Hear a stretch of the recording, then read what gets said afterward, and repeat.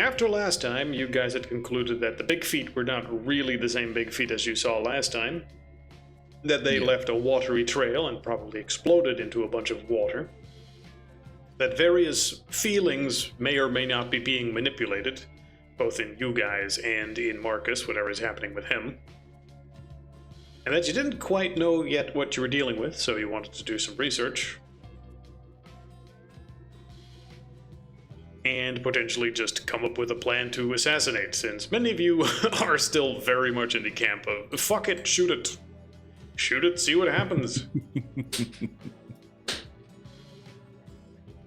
Shoot it, move on.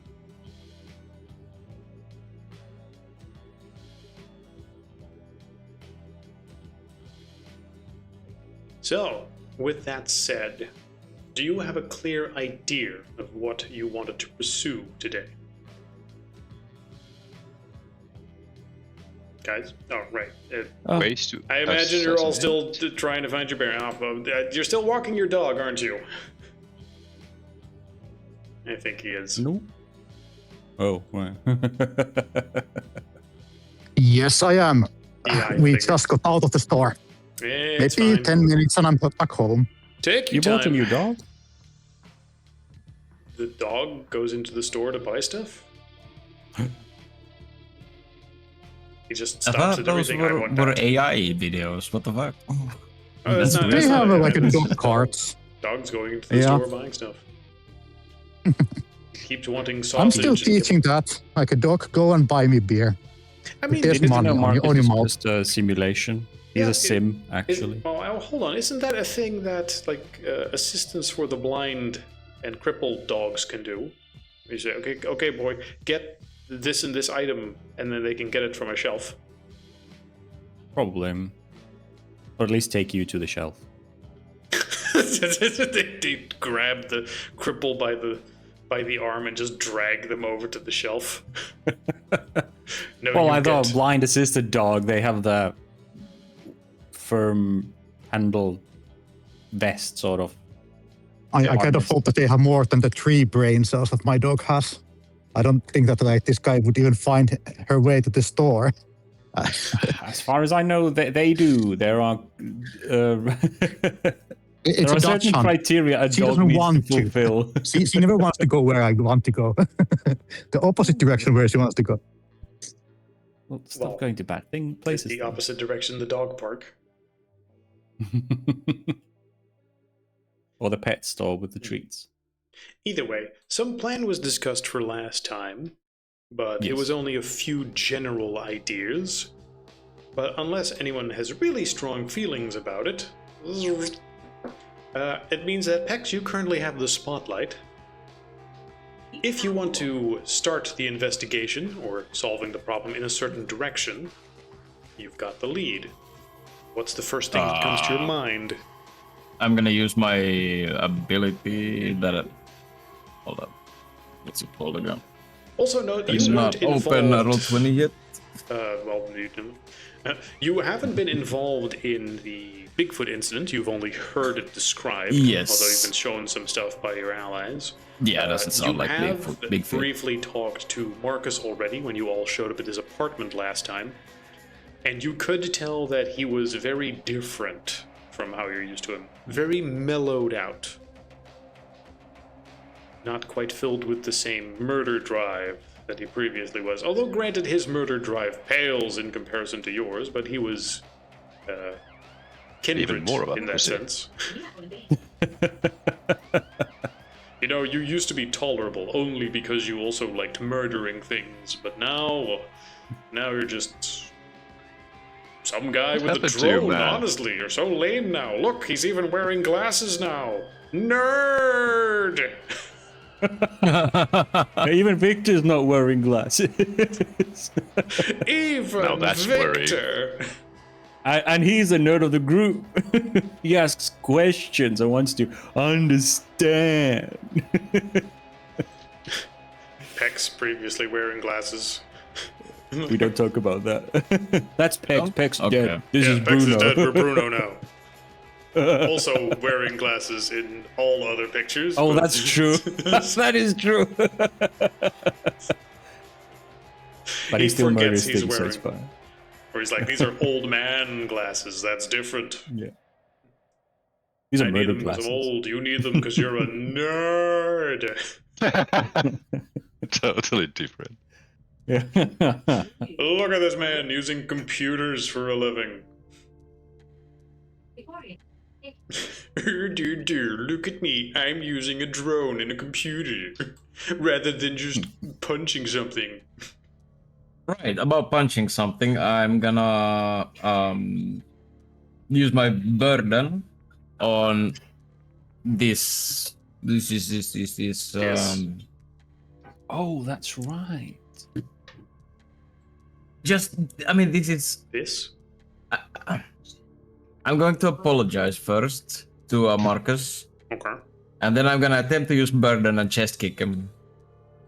Burden on Oh. Marcus. This is still in his apartment when he's asking Yeah. you all to leave? Yeah. Okay, well, burden only works on Yes. only works on supernatural creatures. Yes. Yes. So I'm not. I'm not gonna bother using. using. I'm not gonna bother using my discern because it's Marcus. Yep. I'm just gonna straight away attempt this and chest kick him. Okay, okay. Both of these things will just auto succeed because I'm pretty sure no one was expecting that. And as for the ability, you attempt to use it to judge him harshly, to pin him in place with your judgment. That doesn't seem to work, other than he is looking at you surprised at what's happening, and then with a flying kick through the air, you land both of your feet in his chest. He goes rocketing backwards through his apartment and lands. Does he land safely? What's the luck factor? Through the window. How much does he crash? Okay. He stumbles and falls into the cupboard that is behind him in the back of the apartment.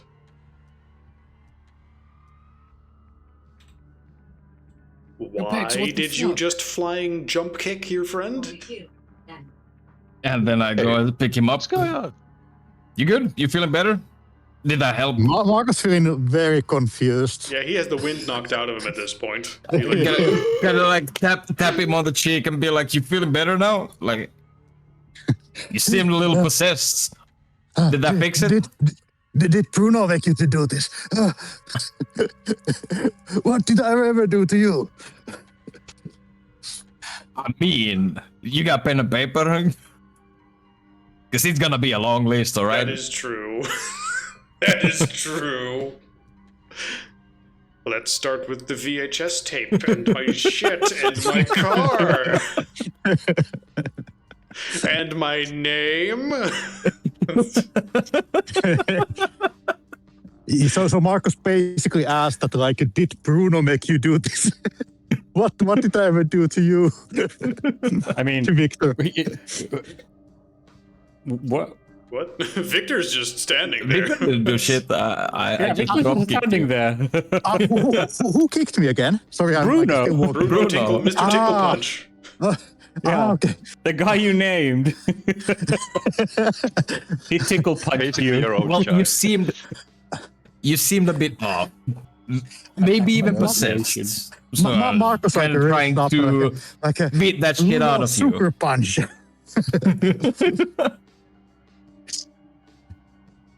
Do I feel any different? I mean, probably hurt on Probably many levels. have you, at the very least, angry after that. But it Yeah, has no like I'm direct, still no direct mellowed effect on out. your So, sense of conviction. or am I mellowed out? I mean, you I mean, previously I were think very it's only as mellowed far out. as. I think it's only as far as you don't feel the urge to hunt, but I think you're other than that still.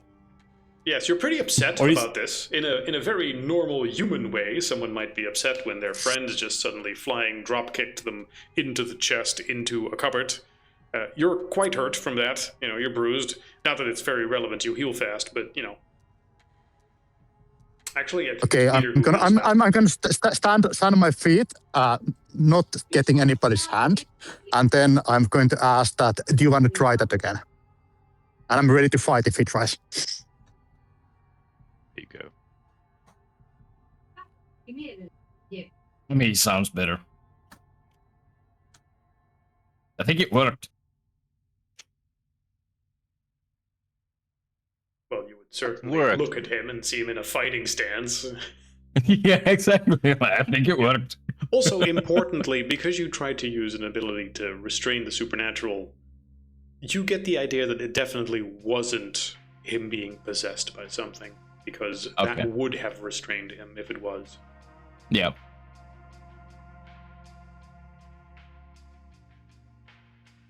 Victor gives Peter a worried look and leans in and goes, I think he's already losing his mind. That was very murder Mike of him. He's talking about somebody being possessed. What is he? Is he possessed? So. I mean, Possession gaslighting. Point to the other guy and say, he's possessed! Classic. It's the Spider-Man meme. Classic Well- werewolf tactics. If that is true, then that means Marcus should flying dropkick him now.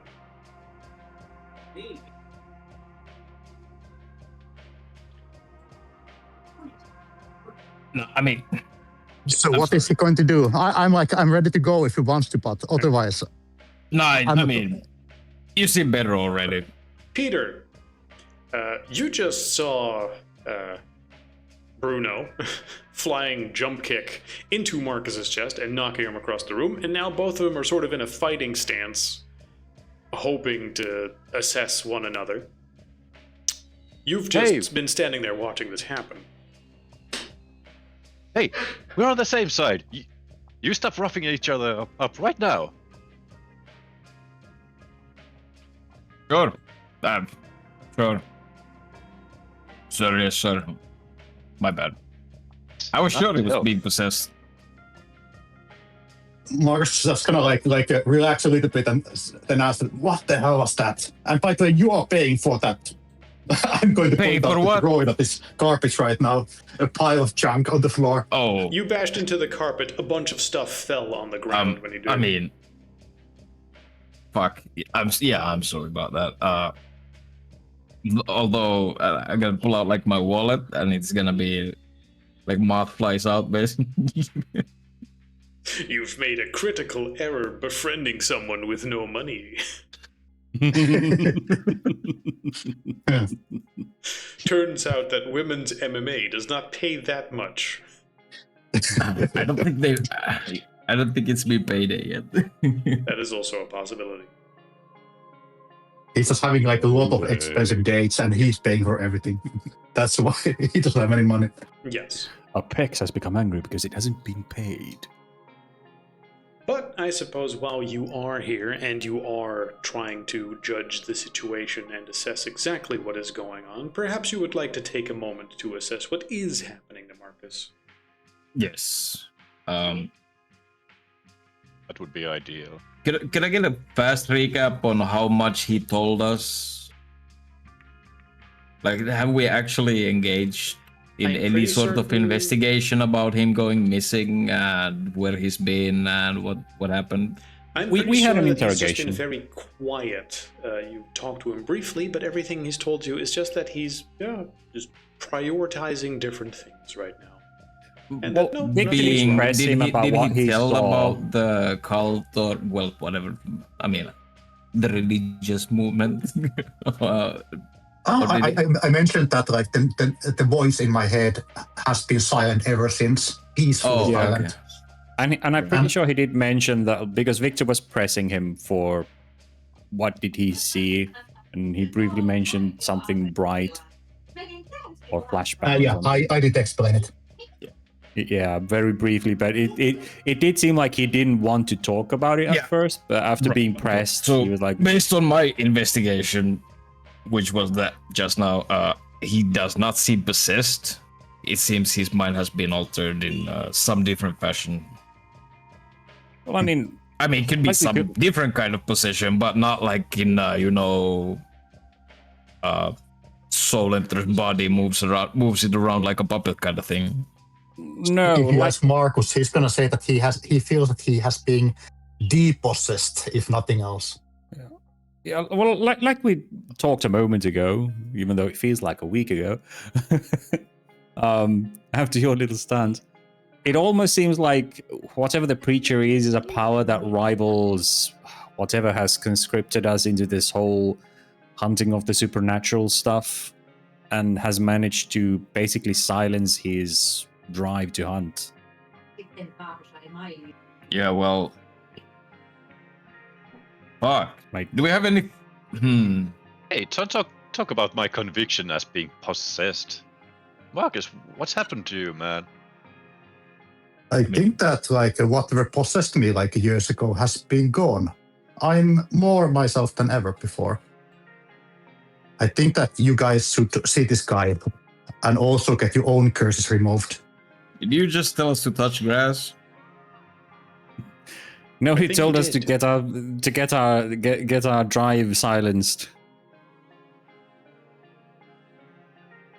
That is I mean, a thing. it's yeah. I would be very interested in knowing if he can still witness the unnatural. Well, he can. I mean, we showed him the pictures and he remembers everything. We went through this. Right, he remembers everything. And pictures are pictures, but I'm talking about future stuff. Well, Now he looking doesn't into the behave future, like a normie. You know what I mean. I know, but he doesn't behave like a normie who will rationalize it all away. It's not like the blind folds have fallen back and he's incapable of, Yeah, but I have all my memories left. I think that is the difference. Yeah. Yes, I'm wasting butter. But like, I would imagine if he went back but to being knowing completely everything normal, that you know, how can you lose your conviction? That is the thing that bothers me. well, that's really like we talked.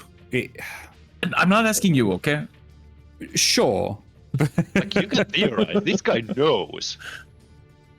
Which one? Well, you don't know. You have to be there. He actually has. Right, Marcus and he al- says the voice is Marcus. Right, but like knowing everything that you know, how can it be that you've lost your conviction to keep pursuing the hunt? I get it, you don't get voices in your head anymore, but like you've seen what these things do.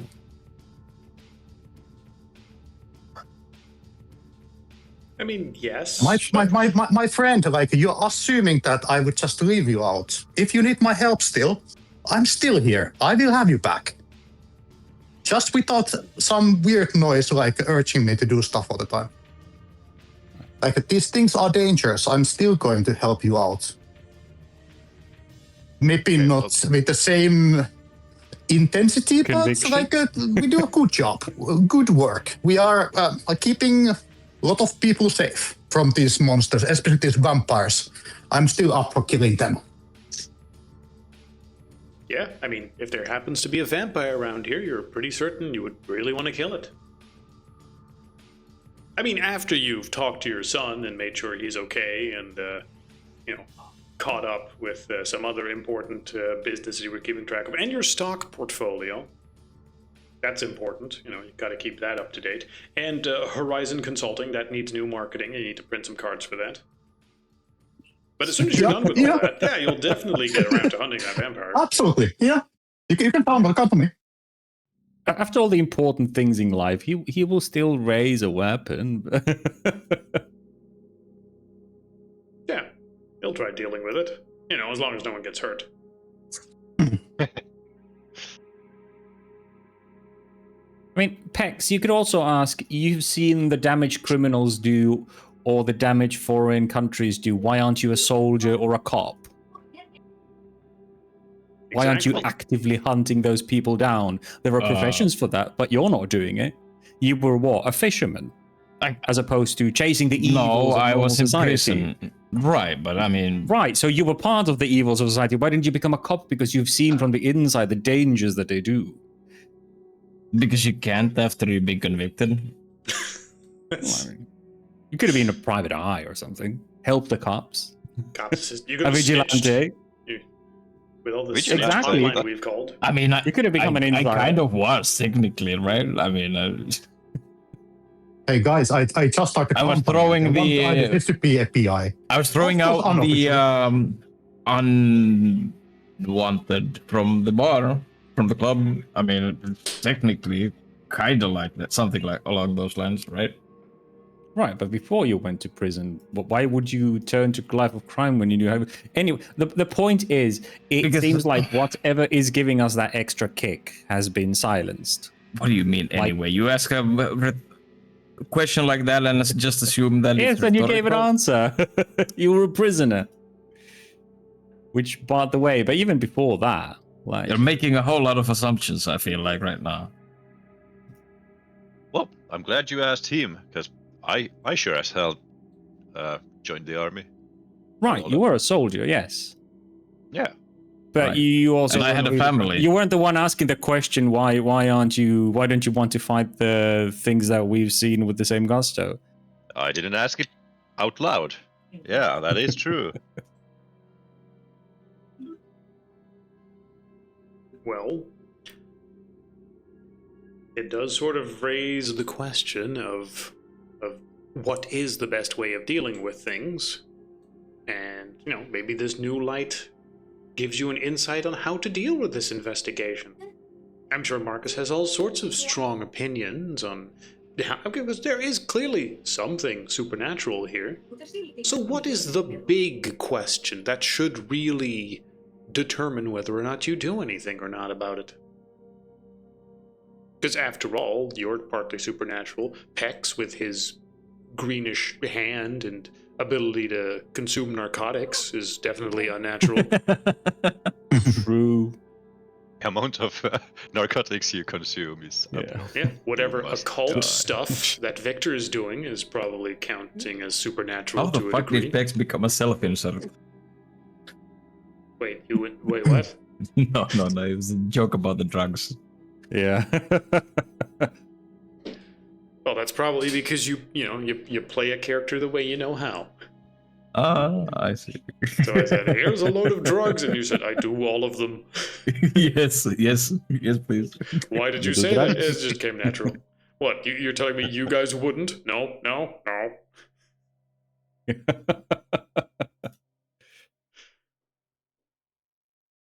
You guys wouldn't do an absolutely insane giant amount of peyote to hallucinate for the next month? No. You guys are weird. Pussies. Yeah, you guys are weird. For a month? Ah, that's too short. Let's also not ignore that Pex has spent what is probably several lifetimes in a drug-fueled haze for him. In the tree. Oh yeah, doesn't he have that? Does he still have that? The real world feels plain, boring, and restrictive because Absolutely. it doesn't. To him, the real world at this point, he Seems has so to push fucking himself to dull. find something interesting. I mean, really, the women's MMA, he has to push them to do something interesting and just go, hey, I never thought of this before. In my wildest dreams, I never had a women's MMA club yet. Thank you for indulging me in this. I mean, this is okay, I guess, but Like, why is the sensei always crying when, we have our meetings? I heard him sob a couple of times. That's weird, isn't it? I'm just sad it'll be over soon. But I feel like back into character. I feel like the actual big question here is why. Yes, why? I think we have to go and ask him ourselves. Who is with me? Well, I'm scared I'm gonna lose my sparkle if I meet this guy. And for me, you're the second guy who's kind of lost his way. Like, after talking to these guys. So I think there's something bigger going on than you care to admit even to yourself. I mean, I don't think we should face him because he's not human, as far as we know. Well, how do you plan around that? What if you face him and he's not human and he does something? Okay, how do you build a safety net for that? If that's the Yeah. case, do you, what, I don't know, blow up the building he's in? Maybe listen in with a spy device, and then the others do something based on it. So far, based on what he has done to Marcus, if he did anything at all, it seems at the very least mild. Him being sort of chilled out is hardly something you could point to and say, oh my god, this is a monster that must be stopped. It's not exactly hurting people. Marcus, Is Marcus able to find the guy's phone number? Ooh, that, I believe you checked some stuff out last time. I forget whether or not you already... Yeah, I found some like recordings of his sermons, and we Yes. listened to them, and nothing happened. Yeah, Victor listened to them and didn't find any influence in them. Yes, that at least, as well as a schedule, or the schedules of several temples in the area where they had him listed as a guest speaker for certain dates. So if nothing else, you know where he's likely going to show up. Yeah. But like giving him a phone call, I don't think he's gonna steal powers through the phone lines. You don't even. Well, true, that was but you my- also that was don't have about his to phone be number my- right now. That was about to be my next topic. Do Marcus we even doing know Google if search. you've lost your quote-unquote powers? I mean, you can't hear the our employers, but what were your, as Pex calls them, powers? It's easy to What were your forget. abilities? No, it's mostly passive. Like I heal fast. Okay. I can sometimes like stop like supernatural on its track, and of course I have the second side, which you all have. Right. So here's my question: does any of that still work for you? That is probably an important I don't detail know. we I need to haven't figure tested. out. Yeah, you should probably try that out, because that is an important detail we need to know now, whether or not it just silences the voices or completely cuts you off from whatever spark we get once we're conscripted. And he does air quotes every time he says conscripted. I guess like the easiest way is that like I will just take a kitchen knife and like create a shallow wound on my arm, for example, and see if that does it close as it usually does. Ooh, Let's see. Every power you technically have flows from the messengers. Messengers are currently suppressed. I'm gonna say that if you cut yourself, it is healing not as fast as a regular human. Not as slow as a regular human, I should say. Yeah. But not as fast as you're used to. Let's say about half Okay, rate. that is different. Well, it's still closing, but like it's a lot slower than usual. So it's not a removal. That's it's not good. Suppression or dampening. So whatever this is capable of influencing not only just our ability to hear. It's fine. I think that's a faint trade, like Marcus nods to himself. I can live with this. It's like, have you considered this might be like an enemy agent trying to weaken our side? Well, yes, that's kind of my whole point. Is that it's either an operative or an entity that rivals whatever has conscripted us in power. Yeah. Though it's so weird of you talking about conscription and people giving us orders or something like that. It's nothing like that for me. Well, we went through this a moment ago. Yeah. Is that I have found means to reach out and communicate. So for me, it seems like it is an external force. And that is Yeah, what the I know. Arcanum It's has just- concluded based on the interviews they've had with people like us, is that It's there is still- an it's external just force pushing so us weird. more or less subtly.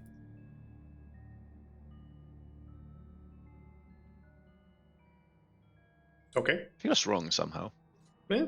I mean, Yeah, you which have is- been, you have been acting just on this voice in your head, all of you, without really questioning what it is, but that's in part because the people you have talked to and tried to investigate it have never really been able to give a strong answer, because it does tend to manifest in such cryptic ways, and as far as any of you think, you are still fully in control of your own actions. So it's as if, someone whispers in your ear every now and then. That's not mind control. That's not something terribly supernatural. And if it gives you useful information, well, then clearly something is trying to steer you gently in a direction that can't be that bad, especially when it's clearly monsters being dealt with, right? Wait. Are you saying the messages are Fox News? Yes. Well, more subtle. But I mean, you have all been voting the exact same way. true. Yep. But yes, which is why I generally question the whole drive to kill everything, because And that's definitely why I don't. we might just be fighting for something that didn't ask our opinion, but wants competition removed. Anyway, but we now know that whatever that force is that sort of plays its game through people like us can be suppressed by whatever now resides in this preacher. And we know that you can't record his influence cannot be recorded. So I don't know, it's either a phone call, we could try and test if it's in his voice at all, or if it's just his proximity, but I Well, wouldn't send all of us there together. What That if seems you come up dangerous. with a few ideas and then rank those based on that seems like a good one we can just do? You have time. There is no time pressure here. You know, as long as you don't do anything drastic, it's not like you're going to have the cops on your tail. So anything that you can do to investigate the area without really drawing attention to yourself, probably just do. What time of the day is now? I believe It's we quite said late, it right? was like evening right now, so let's say around Yeah. 6. Yeah. About dinner time. Yeah. But I think Yeah. Marcus did want us out of his hair, so What hair? Maybe we should not let him. Yeah, that's well, but we should not let him out of our sides. He is weird. The man wants to be alone. Maybe that's good for him. Or maybe Yeah. it doesn't. Maybe it deepens his resolve to focus on his stocks. well, I if he mean- wants to focus on his stocks, let him focus on his stocks. I don't think we need to. But it's not real. I mean, it's real, but it's we have tried to pointless. say. Right? We have tried showing him supernatural. You have kicked him in the fucking chest. We've tried reasoning with him. Nothing works. Well, hold So on. I think we should give him a Hold moment to on. breathe.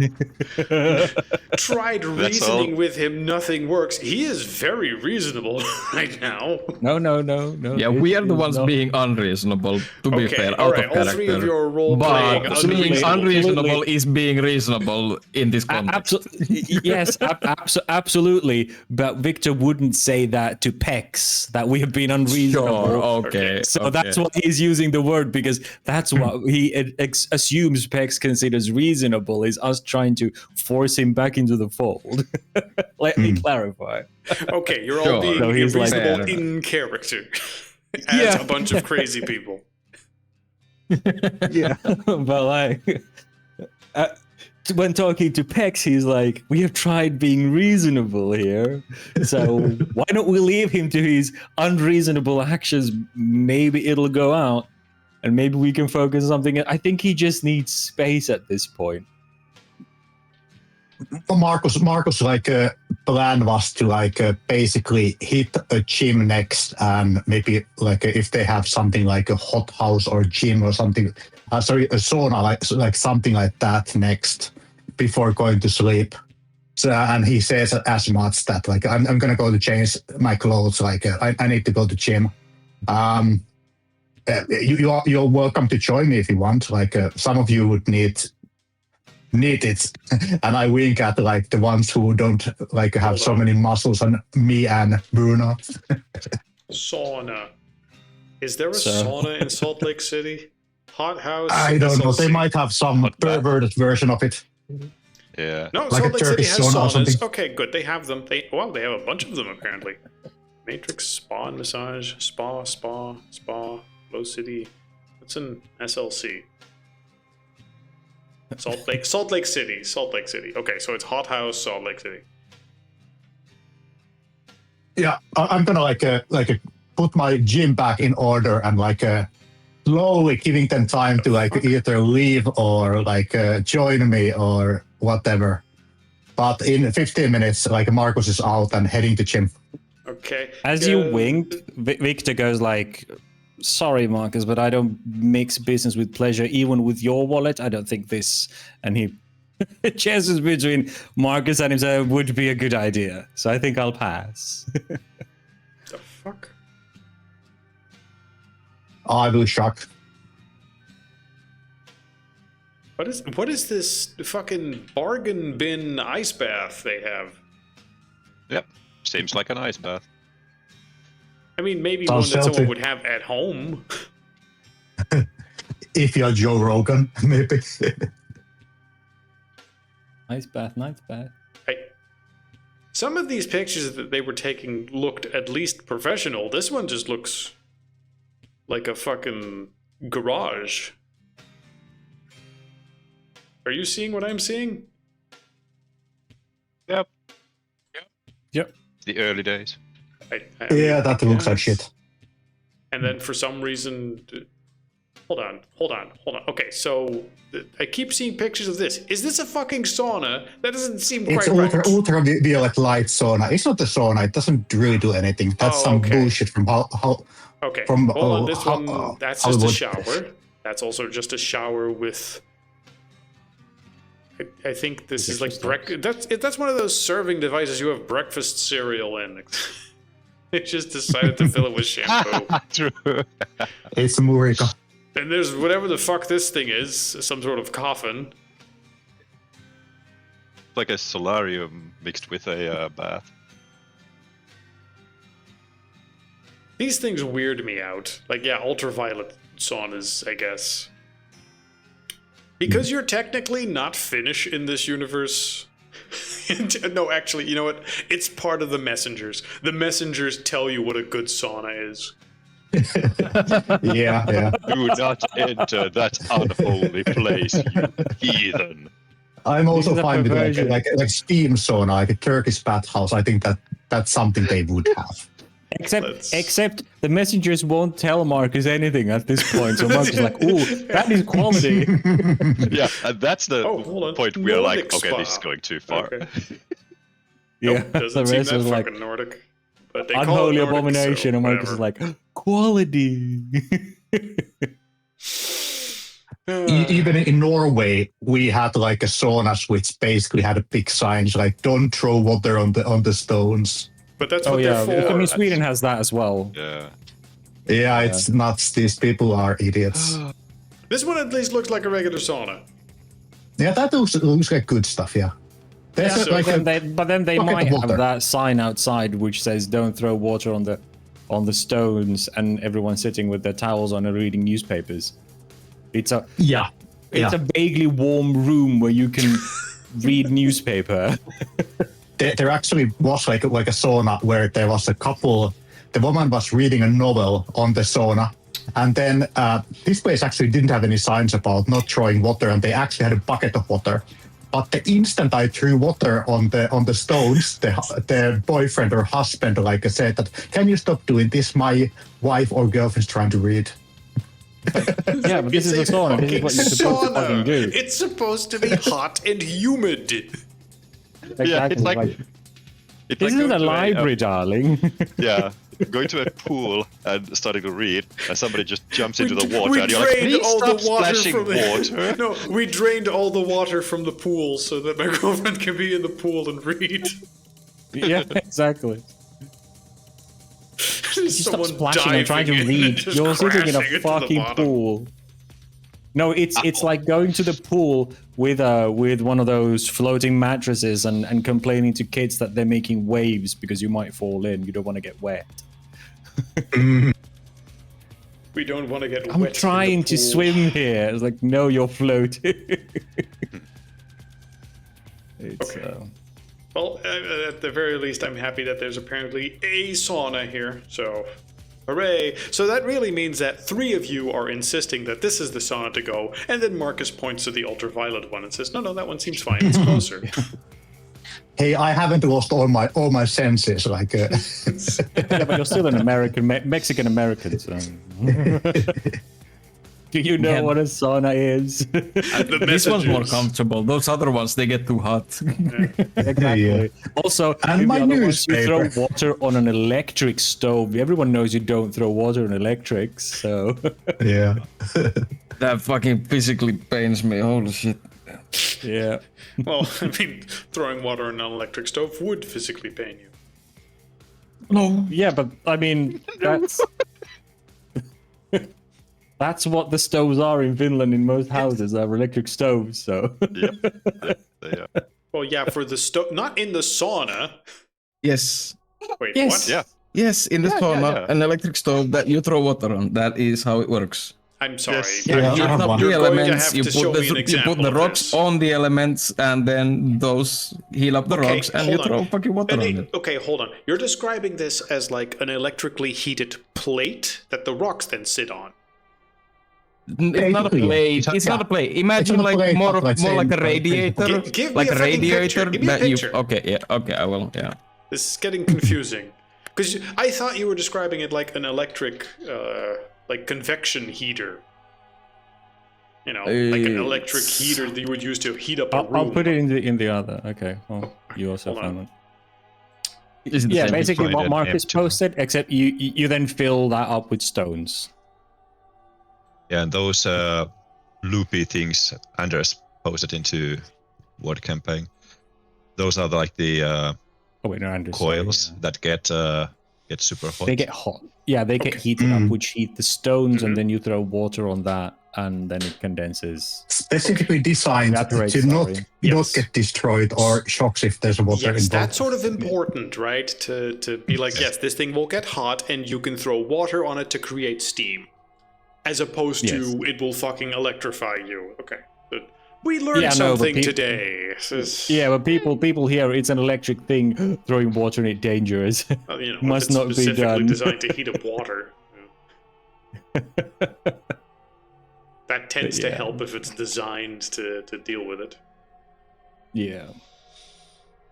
Okay, well, I mean, learned. Although part of me sort of romanticizes the idea of having like a wood furnace underneath the sauna. Oh, yeah. But, Oh yeah. I mean, Well, those are superior to the electrical Those are- ones, to be yeah, fair. they feel super good. yeah. Yeah. The problem is you would need chimneys, and the cities would be Yeah, full I of know. smoke. So I always wanted to buy a house with a fucking fireplace and a chimney, but you know those houses don't get built anymore. They're all fucking ancient, and some of the houses nearby me even have them, and they would have been in the right price range, but now I'm seeing people buy those and then remove the fucking chimney from them. It's upsetting.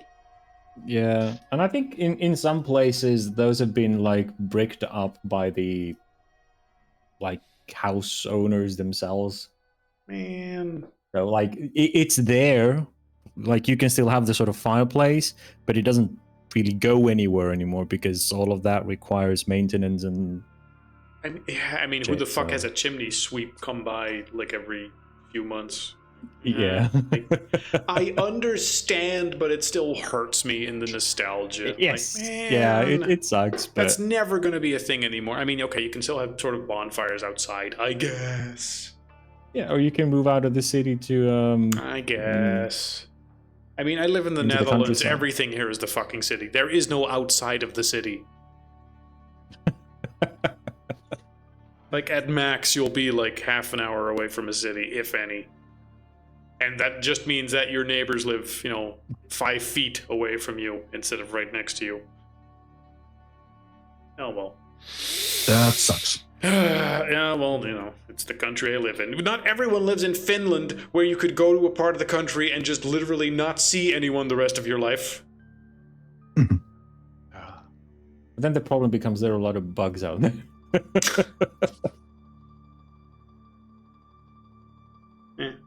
Oh well.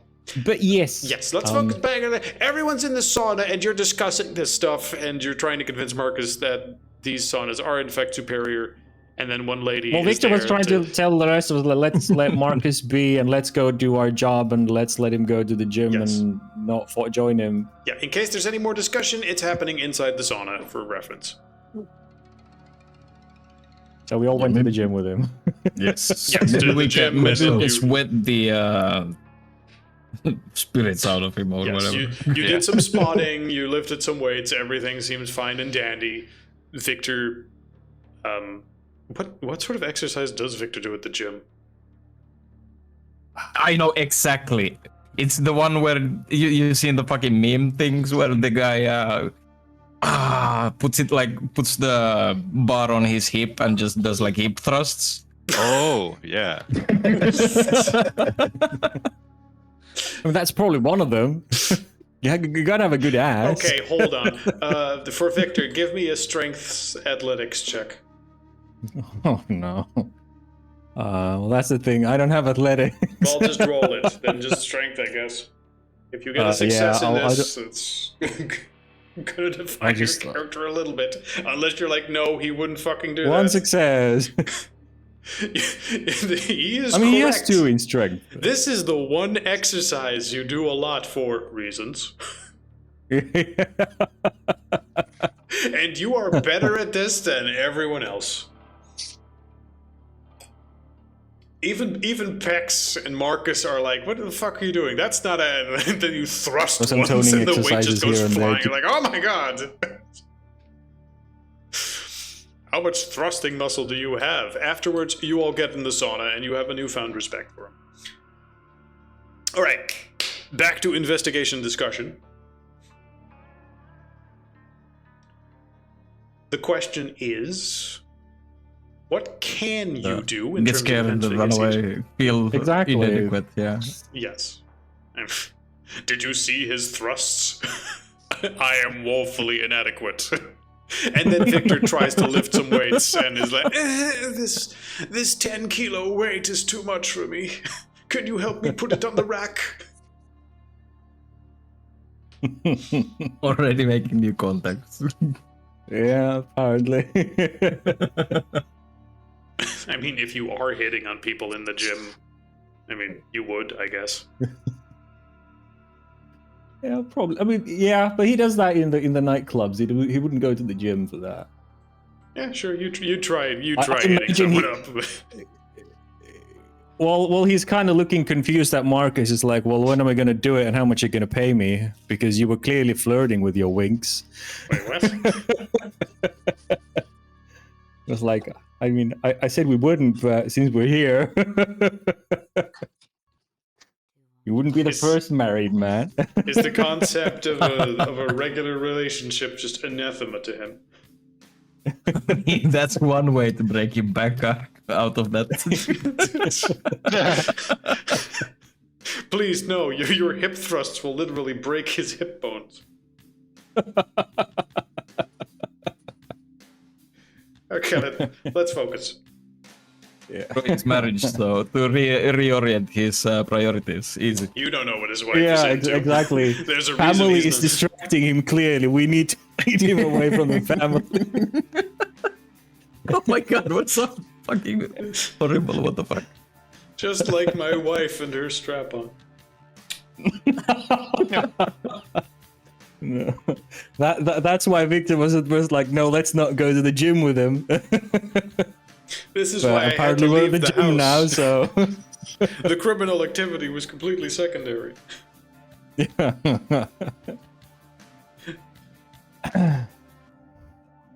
Sauna, talking about plans. You said you pour water on the rocks and the guy's newspaper gets all soggy and he gets upset and leaves, and then you can talk in peace. So, That move. I mean, how much time have you spent in this community, Marcus? You go there often? I have exactly went in at one sermon. Okay. So, I mean, did you get like a schedule or something? Did you... Yeah, I think that I have something. Like I did some investigation before that. Right. I know when that preacher is like speaking the next time. I was asking around and found like a pretty friendly guy who is in. I think that he is like doing recruiting for them. Very manipulable guy, like just that we can get information if something comes up with this. I was actually surprised of what happened on that sermon. So, I don't know what to say. I think I need a few days to think this through. Yeah, but I was You wondering. already had like 3. Yeah, also that. But I was wondering, like, when's the next time you were planning on going to seeing these people? Like, maybe we could, you know. I mean, you're surely, since you have your wits about you still, you're certainly bothered by the changing of your priorities, even though they seem to be leaning towards something important. But you know, the way that your mind was altered, kinda, you know. That's what you keep on telling me. Yeah. Okay. Well, we I keep telling like, you, and you gotta trust your friend, right? So what I'm saying is, could you maybe go and sneak us a camera into the next sermon you're attending? Well, sure. Actually, I was a bit afraid that maybe if I make him, all I wanna do is like see what's going on without actually being present. If you guys, if this is important to you, sure. Should we really send Marcus in there though? Like, I wouldn't. I think Why? he's the only one who could be sent. Well, he says he's not converted yet. Like, he did call the whole religious part bullshit, which is reassuring. But You're afraid it's gonna like I'm afraid stack? that maybe yes, I'm afraid that now that the quote unquote protection has been stripped, the second dose might be a lot worse.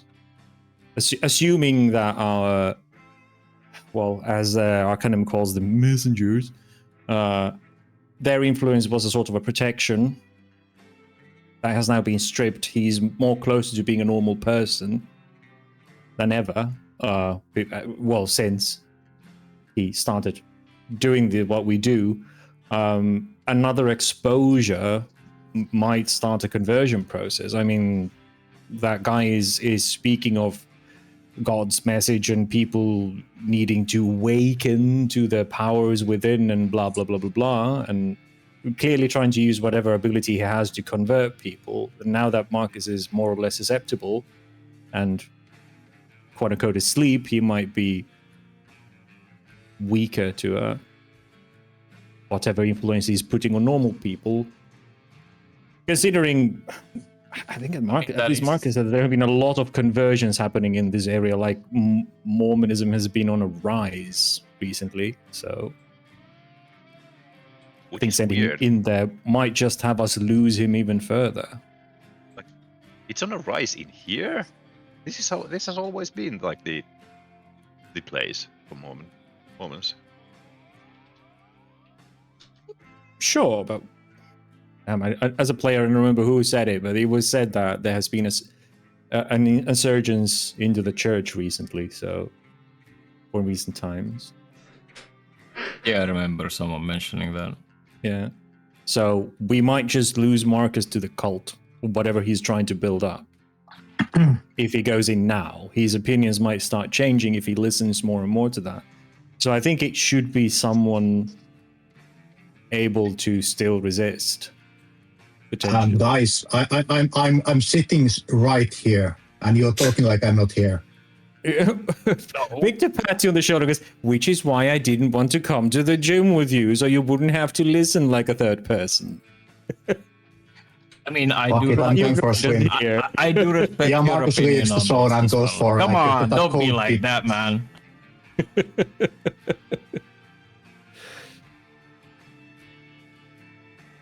Now we upset him.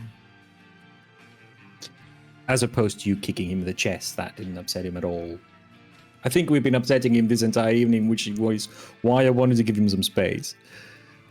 But anyway, yes, I do not believe, Marcus, that we should send you to another one, because you might be more susceptible to this preacher's influence I don't than think you he were can before. hear you. The showers are kind of loud. I thought he was sitting with us. I thought he just said he's gonna walk off. Oh, okay. Yeah, I just left, and then you spoke at the door. Okay. Sure. I mean, it doesn't So stop now you he's from gone. taking a quick dip. I think he's gone. So anyway, yeah, I don't think we Yes. should send him. I think he might be susceptible, and he might actually start falling for whatever. Or that, or... Well, we saw that he still has some ability left. Maybe the next time peels even more off until he, quote-unquote, falls asleep again. Yeah, I guess that's valid concern. Repeated exposure.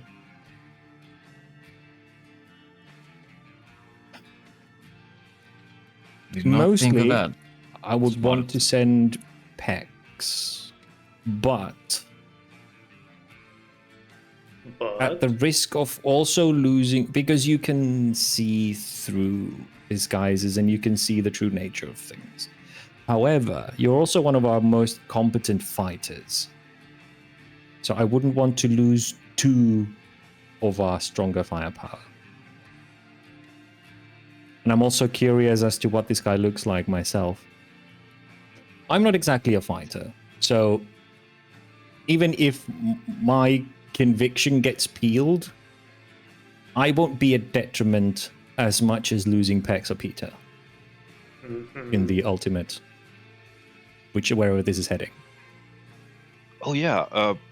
If you happen to become another convert, Pex and I have ways to deal with this, so don't worry about it. No. Yeah, which is why I think I should be the one to go. And you two are prepared. I can take. Do we have any? Oh, can I borrow your GoPro? To record We know that stuff, I recordings imagine one that's can- not an issue to have a camera in one way or another. You have Yeah. phones. Yeah, it's just that you could probably follow it through recording, because we know that recordings won't convey his power. I've watched the Hey, YouTube videos. It doesn't seem to be going through that. It doesn't have to be this GoPro, right? We'll get you another. Sure, Just a- but just so long as you have something that conveys either sound and or image. Does he not want his GoPro to be infected? I mean, it's my GoPro. Why take it? I've been with it for so long. I don't want to know what you've been doing with it to be so attached to it. That's weird. So is him going, no, I don't want to use my equipment for a mission. It's my precious. Anyway, yeah, I think I'll be going to the next ceremony. Probably without Marcus. And we'll see what happens. I could take, I mean, I suppose we could have a phone call open, but I'm not sure if that's strong enough to convey the message or pick up the speech. I mean, yeah, that sort of depends on the how or the what. It really depends on, do you only send visuals? Do you only send audio? Do you live stream it? Yeah. Live If we just had a YouTuber with like a professional equipment of recording sound and video. What if we just God damn, we don't have live one. stream GoPros it to for. like the entire world all at once? What could possibly go wrong? Well, I mean, he has YouTube videos, so of it. I mean that like Peter has like a cameras. He has most likely two small microphones that are good at capturing sound. So I'm sure I mean, we are done. Just go on the front line, and I think we can hear everything. yeah, that's basically what Victor's asking. Is a GoPro something that would be subtle enough that he can wear without making a huge show of recording it, and you guys could either watch the recording afterwards or follow it live from a safe distance. Mm-hmm. Or at least one of you. Victor does point out that even if, in the case that it is also conveyable, his influence is also conveyable through a live stream, maybe only one of you watches and the other one observes the other. I wouldn't want to expose both of you to the same recording or the same stream, because we don't know how and what the extent of his power is, and where does it get stripped along the way. So, a YouTube video doesn't have it, but that doesn't mean that a live stream wouldn't convey some of it. Well, you listen to a sound recording, not a YouTube video. Who knows? Maybe it's the visuals. Yeah, exactly. So, but yeah, only one of you watch if you watch. But I'll go local, and I would very much want to have. I think that Marcus actually gave out that he felt like his consciousness slipping when he actually activated his second sight. Mm-hmm. Yeah, so that's you did mention that it was guys. a flashbang sort of thing.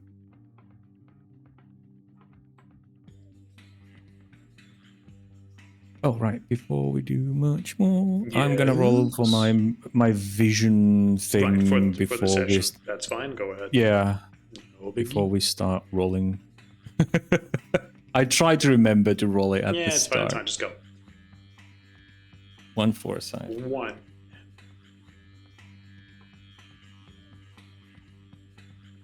Okay. So, to summarize and nudge you in the right direction, in the direction of doing stuff, Victor is going to be the one to go. He's going to take either a new or one of the spare GoPros that Peter has. He's going to record audio and visuals, and you're going to give some sort of feed so that the others can look or listen. Yes. Okay. Yeah, that sounds doable. Yes. I mean, I guess that's the plan. Okay, so We don't the have plan much is else Victor right goes now. there, records, streams. You guys listen in, check, make sure nothing goes wrong. In case he suddenly gets assaulted by a mob, you're there to jump in. Something like this, yes. Okay. Anything else, or do you just execute that plan?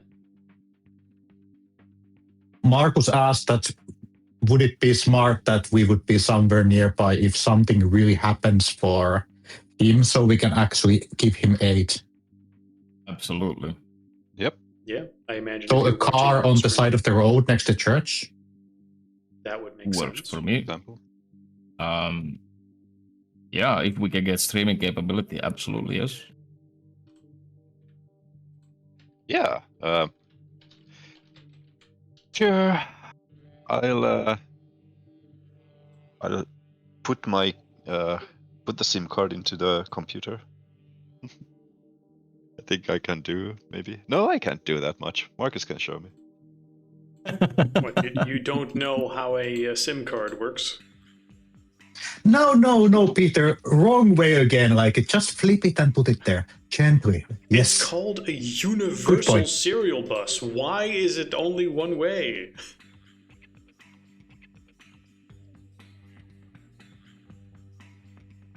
And then he flips it and it still doesn't go in. And then he flips it back again and it still doesn't go in. And he flips it again and then it goes in. Yep. Yep. It is dark magic. It's a mystery. It's the fourth flip that gets it. All right. So, a few days later, when the next community meeting is in one of the temples where he is a guest speaker,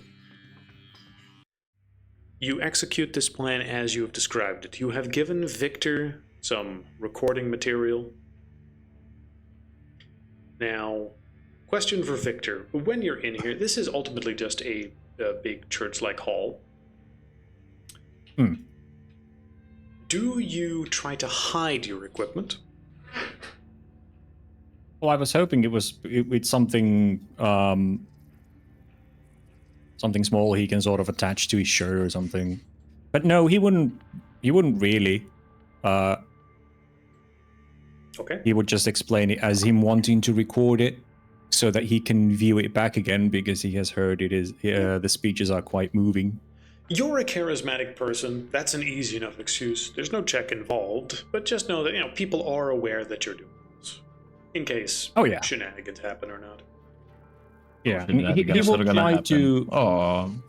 And he will try to find a place where he's filming as few other people as possible, so that as to not expose too many to the camera, because he's aware that a lot of people don't like cameras. So let's see if they happen to be okay. No one really gives you shit. They understand. They've heard similar things, and you're being polite about it. Your charisma skill is high enough that let's not fidget too much about it. Someone asks you, you go, oh, yeah, sure. We really like it if you sort of ask beforehand. You say, oh, I did. It must have gotten lost. And, it's just this specific guy. It's very briefly. I'll get no one else. Oh, no. They hand wave it. It's not a big deal. Yeah. And when things start, you simply take your place. Yep. Last time I had the idea that we had a whole bunch of Salt Lake Temple. What if I say Mormon Temple? Does this help? Oh, there it is. One of them had like the insides. Sure. Victor would have gotten. What's the symbol of Mormonism? What sort of a? Oh, that's a good I'm assuming question. they have a cross. Wait, what? Is there a metro station? It's just, yes. Let me. just a cross. Why is there an AI picture? What the? Why is there an AI picture of a guy with the dragon in the back in the list of Mormon temple screenshots? Oh wait, Mormons don't recognize the cross. Yeah, no, it looks like Chocorama Mormon symbol buffet. is What like the a fuck is fucking this trumpet place? guy or something. I think they just have Trumpeteer. Yeah, what's Mormon? Oh, okay. I actually need to check. Yeah, I am not entirely sure if they have a specific symbol. I just put a screenshot there. Seems weird. Oh no, that works Beehive. really well. My favorite religious symbol, the beehive. Ironrod. The Well, beehive is just Utah. Laurel Leaf, gold plates. But, yeah, I don't think they it would go have a with the big fat angel cross on Moron. their temples. Not from what we've seen. Not terribly important. It's a different denomination. They all have different agreements. Although, fun fact is that the icon for the church, even though it's the Mormon church, will still be a cross on Google. Yeah, Sort of but then rubbing when it you- in there. Yeah, even though some results said after the feud they stopped recognizing the cross. The first site I found is why don't Mormons use or recognize the cross? What's the deal with that? Yeah, it was apparently with the feud that they had, which forced them to leave New York or something. I guess Yeah. they were like, something well, like that. We want to focus more on the life than the death. Like that's why they don't have the symbol of how Jesus died. Also Yeah, completely I mean- fair. That's understandable. I've thought that many times. Why the fuck would they do that? Yeah. Yep. But yeah, he will probably try and get one of if there's a necklace, something with the trumpeter, something with a bit of edge and sharpness to it. Victor's plan is that if he starts feeling his mind going numb or dull, he will squeeze it and hope that the pain will cause enough adrenaline to sort of jumpstart his brain and sort of act as a deterrent to any brain-numbing effects. Okay, that is an interesting plan. Sure. Like, that sounds like an interesting plan. You buy some sort of symbol thing with some sharp edges. You have a few days. You prepare. You have something that you're pretty convinced you could squeeze to sort of hurt yourself a little bit and try and refocus yourself. Yep. Now, all that said and done, the guys are outside in the van. You are inside during the congregation. Again, Mormon sermons, little different, community hall. Let's not get too hung up on the details. Ultimately, there are some songs, there is some prayer, there is various community members sharing their beliefs and their stories, and Micah will at some point take the stage again. I'm assuming you're recording whenever you want, at the very least that part. Yep. Do you do anything in particular? Yeah, I'm activating my second sight. Which one of us is watching I the mean- stream from Yeah. X and me? I think all of us in the car. Well, Victor suggested that only one of you watches it, in case that is what allows to convey his influence as well. So And it Well, would if be nobody will Marcus. stop Marcus, like specifically, he's gonna watch. Okay, so... It's fine. I'll be the one who watches, like, Pex, take care of me. Okay, so the rest of you Punch are me if I go. watching a live stream of this happening, and to you watching the live stream and listening to it, it will sound, Marcus can verify, very similar to the one before. A very well-given, passionate speech that seems to, really be convicted in that he is sharing something important that people need to realize about the truth of the world. And he's, telling this story in all sorts of deep metaphor, and a lot of it is very much religious talk, which I don't think any of you particularly cares for. Of course, a lot of it is also just analogous to the struggles of daily life, so much of it, you're like, oh yeah, it's good insight, sure, hadn't thought of it like that, but very few of you would actually immediately be like, you know what, I wasn't a believer before, but now I am. It's not like that. Also, the ones of you listening on the stream, there is no sense of any sort of mind control, of any sort of supernatural thing happening. You're all just watching it. You said you activate your second sight at the point, right? When he comes on? Yeah. Okay. In That's that why I'm case, here. at some point during it, all of a sudden, the camera, which you're holding, the rest of you well, I will imagine just... it's strapped to his shirt. Oh, it's okay. So somehow. you're just sort of... You will Yeah. suddenly just sort of see it slouch, as if Victor is sort of slouching down all of a sudden, and you see his hands sort of clasped in prayer.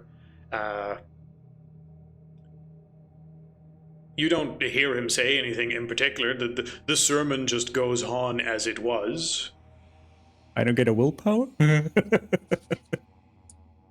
You get to make a willpower check, but Sure. I'm trying to remember the DC for it last time. I believe I said DC 8, and you need many successes. Yeah, the statue does nothing? The statue I mean, does. he's- You try to grasp that to sort of hold on to a thing. Yeah. Does it actually And this do anything? this is not an action. I know. Willpower is not an action. This is right? not an action. This is not something Right. you can use your foresight for. Yes, exactly. That's what I wanted to specify. Does the Well, it's a- pain it's a do failure. something to focus you? No, the pain does nothing. It is of Yep. zero effect. What is happening here is something else, and we'll forego the exact conclusion of this. The rest of you are watching this. You are not seeing anything in particular happen other than Micah's. Micah is sort of not in the frame anymore, as Victor is doing a kind of shitty job focusing on him. But other than that, nothing seems to be happening in particular. Sermon seems to be going exactly as it is. No particular checkpoint as far as you can tell. No particular thing is being said. He seems very friendly, very passionate. Afterwards, he seems to be on good terms with the rest of the community. Has several close friends there that he talks to briefly, who also share their experiences. Afterwards, he takes a small amount of applause from the entire hall, and he seems to sort of soak it in and go, thank you, You're all wonderful. Thank you for letting me share this. Thank you for your faith. And he will, just leave the stage, and nothing of interest happens after that. As far as you can tell, Victor just sort of sits there until the end of the sermon. And sort of similar to last time, he will be somewhat befuddled at the end of it. Do any of the people in the car see any reason at all to take action? Because nothing hostile happened, as far as you can tell. Is there still people like in the sermon hall, or is he like sitting alone there? He sort of a little bit of a question. Because Marcus remembered that he was basically like sitting alone at the end, and somebody woke him up. I think that, as soon as most of the people have left, someone would see him and go, "Hey, it's nice that you appreciate it, but you look like you fell asleep, buddy." Like, sorry if it wasn't particularly engaging for you. Did we hear him snore or something? You don't hear him snore. I think that Marcus would call him if it takes a long time for the camera not moving at all. Him just like being still. Yes. It being not just, no, it's not a botch. You had a 9. 1-1. Yeah, I had a 9. It's not a botch. Yeah, not a botch. That's important. Yes. But, yes. Similar to what happened to Marcus, not that you would really know exactly what happened to him.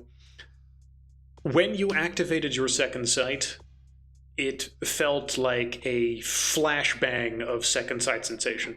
Previously, when you've activated your second sight, you are approaching this for a bit more scholarly perspective, and you were sort of prepared for something to happen. Yes. You weren't really prepared for sort of the intensity of being overwhelmed by the sight of it. It looked like something completely otherworldly very briefly appeared, but rather than it taking its full effect, the messenger sort of threw itself in front of it as if it's, get down, Mr. President bodyguard moment. And then there is just an immense white light, which sort of stung and flashbanged you, as it will. And afterwards, you just sort of sat there going, ooh, I feel somewhat different now. And because you also are aware of what happened to Marcus, you very quickly also realize that the patron voice in your head that you somewhat talk to, the louder messengers, and the general presence of them and the symbols you would sometimes see, that's all very much gone and suppressed right now. I'm not certain exactly in what ways the messengers affect Victor in the same way that they would a Zeal character. You're inquisitive. So, yeah. But I don't think that's particularly the drive from the messengers, more so than the patron thing you had. Right. Yeah. I just imagine that the imbuing sort of it coalesces a lot of the personality into a sort of it enhances archetype. Something. Yeah. It enhances things. It doesn't determine your personality. Your personality is no, still but the same, it takes something within you which is sort of brought forth by your first encounter and sort of coalesces and sort of highlights that area. Yeah. And Victor still wants to hunt and deal with monsters. Your overall strategy generally has just been that you should try to understand what you're dealing with. I mean, if it turns out that they're hostile, you still want to kill them. The inquisitive part is still there, because that's just you. The hunting and killing of monsters, not so much. As well as the, seeing symbols and hearing that present voice in your head. Right. Aside from just being generally overwhelmed and trying to make sense of it, you just sort of sit out the rest of the sermon in a little bit of a stupor, and by the time you fully regain your bearings, things are over.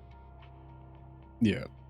you can very easily just wander outside, say goodbye to the few people that are still there with no issues whatsoever. He will. But he comes to only after Micah has left. At the very least, from the stage, you don't know if he's in the building anywhere right now. Okay. He asks around where Micah went and if he can talk to him.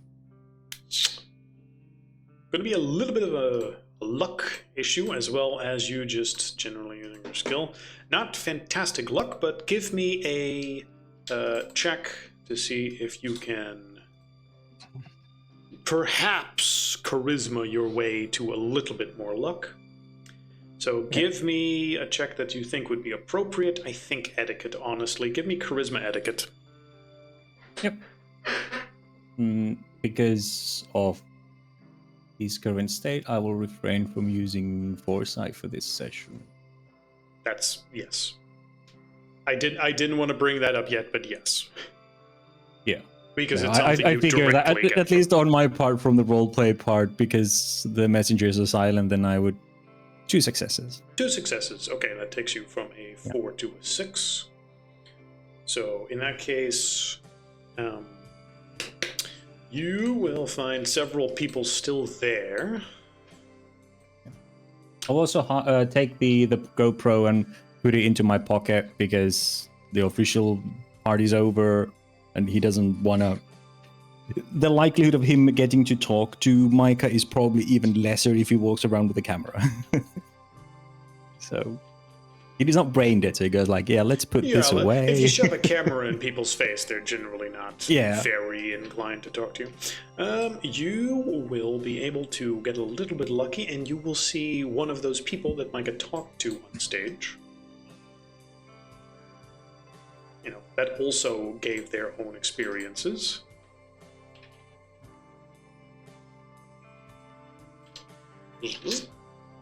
They are sitting there talking to some of the elderly there, having some coffee with them and just talking about their day. You know, community center style. Right. Well, you know she was at least associated with them. Yeah, he walks over, all friendly like. He goes, well, that was certainly a, or he goes, sorry, and he introduces himself, and then goes, that was certainly a sermon. Do you think it's possible to talk with Micah? Oh, hello. I suppose. I mean, what did you want to talk to him about? I'll see if I have his phone number or something. Oh, well, really, most of the things that he's talking about. You mean, you know, opening your eyes to the things that we don't see, the sort of hidden things. Really, his miraculous resurrection. And sort of, he seems to have a personal touch to the more unseen nature of our world, and he just seems like a person who would understand. I sort of feel like I've had touches of that sort myself, not a resurrection, but of the inexplicable kind, and I just feel like I could use someone with a personal understanding. And he seems to have that. So. Okay. You are bumbling your way a little bit through the conversation and not being incredibly clear, but let's put that up to another check, but the DC is slightly higher. Sure. So give me another charisma etiquette, but DC 7. Because you are a stranger here. Yeah. You only just sort of haphazardly introduced yourself. 1 success. I mean, after that experience, I imagine it's also a bit... yes, exactly. Because of that, you're a little bit shook up by things. Yeah. Now, because you're asking her just immediately, hey, can I talk to that guy? because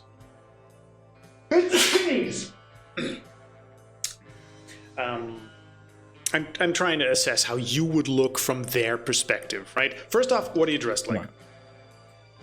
Oh, he's dressed like Sam. He just ordinary shirt, jeans. Yes, not maybe not the quite flannel roughing shirt. it, but not Not exotic. quite roughing it. No. No. I think he had a. Oh, I guess I didn't post it. But like maybe the tank top and sort of jeans. It's Oh, you mean very the one with the everyday. rat, but with Without the rat. But yeah, like the rat very is ordinary, omnipresent. everyday, down to earth kind of guy. I now like thinking that anytime you're just regular, you still have the rat. Everyone notices it and it just goes, "Is that a giant rat?" Is that a pillow? No, it moved. No, is that the It giant is rat that huge, makes all the though. moves? Yeah. Yeah, no.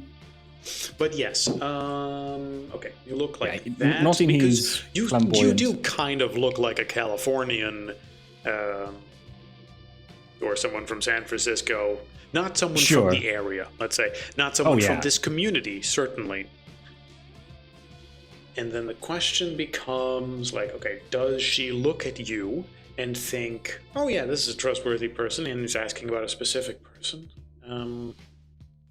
It's so you're being so direct about it. Okay. Other guys, can you give me 2 cents? Like the way he phrased that. If you're in a church or some community and someone just walks up to you and goes, "Hi, can I get in touch with that and that guy?" Well, I have like twofold answer. And it's a friend of yours. Yeah. So first is the immediate. Yeah, I'm a stepping stone.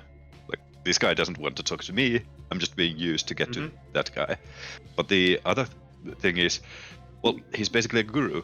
So people do come. So this is probably not the first time she's been in this situation. So, and for me, personally, in real life, I don't really mind people asking me to get to know somebody else through me. So I'm like, but that's probably just because of my extrovertedness. I don't know how. What to say, but we're also autistic, like.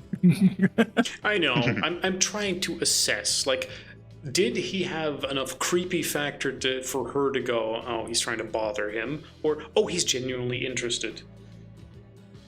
But he didn't. Don't we have skill to do that? Just to have a skill roll. I did. But it's one success, so I'm trying to assess it. Like, is one success enough here? And I'm trying to assess it as well. Like, is that, because it sounds very reasonable, right? It sounds very reasonable. The situation reasonable. I'm pretty sure what you described is also just reasonable. So in that situation, Sounds semi-reasonable. I guess it would depend on what the hierarchy of the establishment or the church is, and how things are usually run there, and how much of a bitch this guy is, and makes people run around doing his shit for him, and I mean, how much he handles as himself. anyone here is concerned, he's just a guy, and this is just a friend of his, and he's not like some high-ranking priest or high-ranking CEO that needs to be protected from salespeople bothering him. This is just someone who's interested. I'm gonna say that yeah, sure. I have his phone number. Great. And she pulls out her phone, and I'm gonna send him a message first so he at least knows you're calling. What can I tell him it's about? Oh, the sermon and his experiences with the creators, wonders, and Victor is trying to find the words. It's like he's like, and she starts typing, "Hi, Mike. His We have speech. some confused man here in search of guidance, and said that you really spoke. Would you mind if I gave him your number and you can talk to him for a bit?"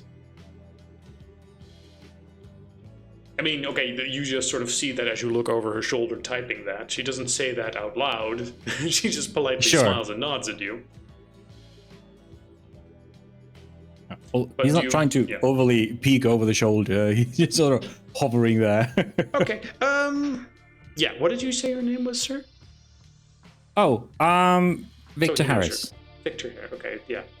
Okay, yeah, he says it's fine. Here's his phone number. Yeah, I record it down Give on the my phone. burner phone. You have his phone number. Add it to your thing. Yeah. Is there a time His when phone he's number. available? I don't want to call at an inopportune after hours. Oh, of course. I think he's in the car right now, so I think you can just call him now and he'll at the very least answer. And if not, well, I mean, he's polite enough. He can just tell you that he's not available right now. Well, that's fair. No, thank you very much. It was a very impressive sermon. Oh, thank you very much for joining. Have you considered joining our community more regularly? Have you recently moved into the area, perhaps? Oh, no, I'm more riding through one of the idiots who chase the unseen sort of things, which is why his speech was so impressive and really sort of hit home. Just when I want to talk to him, and you chase the unseen, and then you hear a guy who's literally experienced resurrection and Okay, yeah, I know what you're talking about. Yeah, Micah has truly shown me some wonders, too, that my eyes were closed to in the past. yeah. So when I heard him talk, it sort of it was an awakening experience. Let's put it this way. So I Yes, that's a good just way to feel put like it. he's someone who would understand the questions I want to ask, as opposed to most people who will just laugh in your face or tell you to get a shrink. So I assure you, if you simply politely ask him some questions, I am sure he will have time for him. And oh yeah, no, I don't intend to. if you dedicate yourself to God, you will experience wonders you never thought possible. It can truly turn your life around. Yep, well, that is sort of why I want to call him. Feel like he would be the right kind of shepherd who with the right kind of understanding. Yeah. Would you like to talk about it some more? I have some time. Would you like a cup of coffee? One of the ladies made some lovely upside-down pineapple cake. Oh, I'm sort of still watching my figure, sort of. But Okay, so just some coffee then? and I really want to get to this phone call. It's when you're so close to getting your answers. Okay. But I might be back. Seems disappointed a little bit, but okay. You're also being straightforward, so sure. Yeah. So, thanks a lot. It was a wonderful sermon, and he excuses himself and starts walking out. Very well. Polite. You go inside. Yeah. Back Now I outside. need a place. You are aware that the car with the guys is right outside. Yeah. I do not walk to the car. I start walking down the street because I don't want people to see me get into a car with 3 other guys linking us together. So he just starts sort of... Yeah, It's smart. almost like he pretends you guys aren't there and he just walks on like he was alone. It's a tinge of despair in Peter's part. Anyway, so Is he not our friend anymore? did I lose another friend? So, did you when you put the GoPro away? Did you keep it rolling or did you just? Oh, yeah. No, yeah, he didn't turn it off. He just put it in a pocket. So It we was know still what so you're that talking about. in case he got to meet Micah, you guys would hear the sound. You would But have that didn't happen, heard so. the entire phone conversation as well. Yeah. I'm assuming you give them a message like, "Hey, pick me up." Oh, yeah. here in He this taps a alley." message like, "Don't approach me yet. Let's not link this. Let's not make this weird." Yeah. Oh, You then okay, drive good. over That- a block. He gets in. You drive off. Right? Yeah. Yep. Simple enough. He kind of looks around like as if he's looking where he's going, but he's checking out to make sure that none of the churchgoers or the lady is around to sort Yes. of no witnesses clearly. Yeah. I Who mean, would be you able say to with four let it go. guys, but, it's 2 cars. You get in the Toyota, Yeah. which I guess would be driven by Marcus.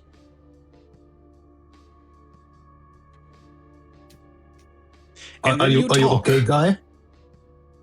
Yeah. It was interesting and a bit worrisome. Still having the nagging voice. No, that's gone or silenced for a moment. Let's see if you enjoy it. Might be permanent, who knows? I hope not. And yet, You lost it too? yes, though it was a bit different than what Mark has described. The feeling I had was, it seemed like when I used the second sight, when I looked at the guy, the experience was overwhelming. It was almost like something was manifesting for a brief moment, and then whatever entity it is that drives us sort of threw itself in between me and whatever is driving the preacher, and sort of, for lack of better words, took the bullet, and now it's silent. What? So, like I said before I went in, it almost seemed like the silencing of our invisible friends is almost like a protection being stripped.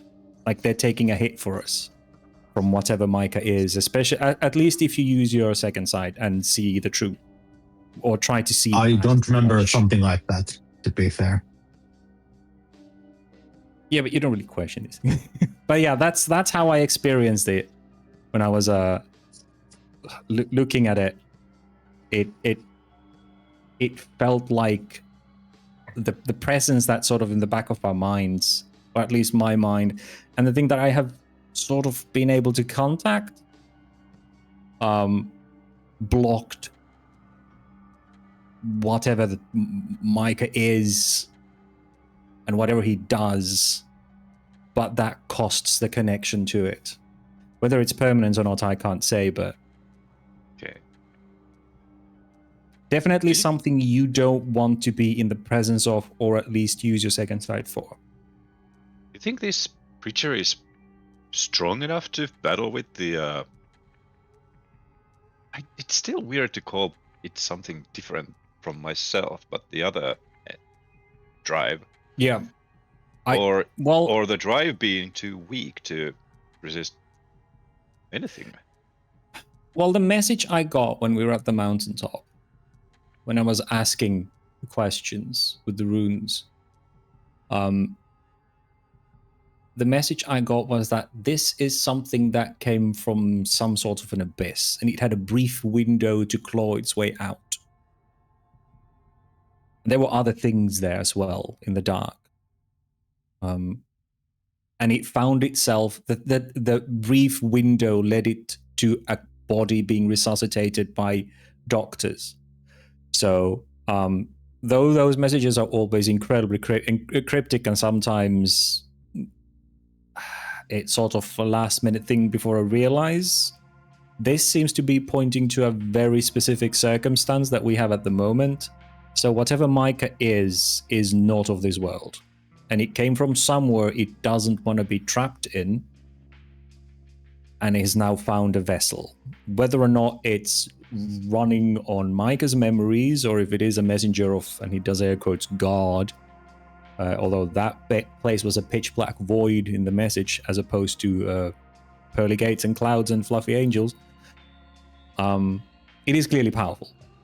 It has the power. It is powerful enough that if we try to perceive it, our own patrons will take the bullet for us just to stop us from experiencing it fully. and it silences them, at least for the moment. Sounds like it's afraid of the competition. Yes, either our things or that thing, but I think it just goes to show that we're pawns on a board of far more powerful beings. So,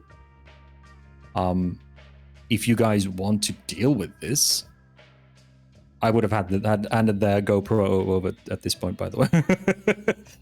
So if you want to deal with this, I suggest you do it from afar. 2 jerry cans will not do this. I imagine a car crash or something to destroy the body would probably be the best. Like a ballistic missile would be the way to deal with this. That would probably do it. I mean, we don't know if it can regenerate, or if it's just a second chance for it that it found in a body that the doctors had fixed. Although it did... The old lady that you spoke to did say that it repaired the body, or it healed unnaturally quick. I mean, the message he's trying to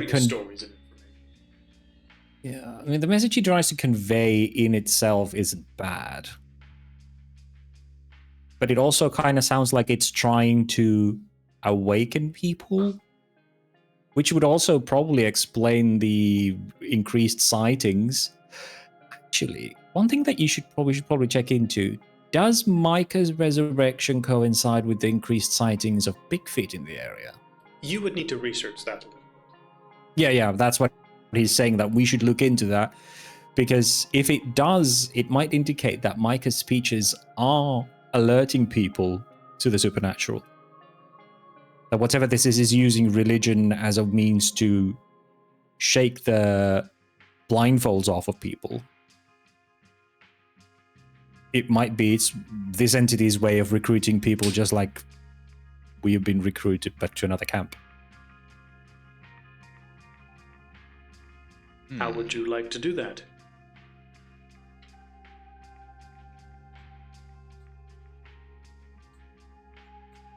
Oh. Well, he's just throwing the ball to the other guys, like, if you guys want to, this is something you might want to look at. I have a phone call to make at some point. The phone call? That's interesting.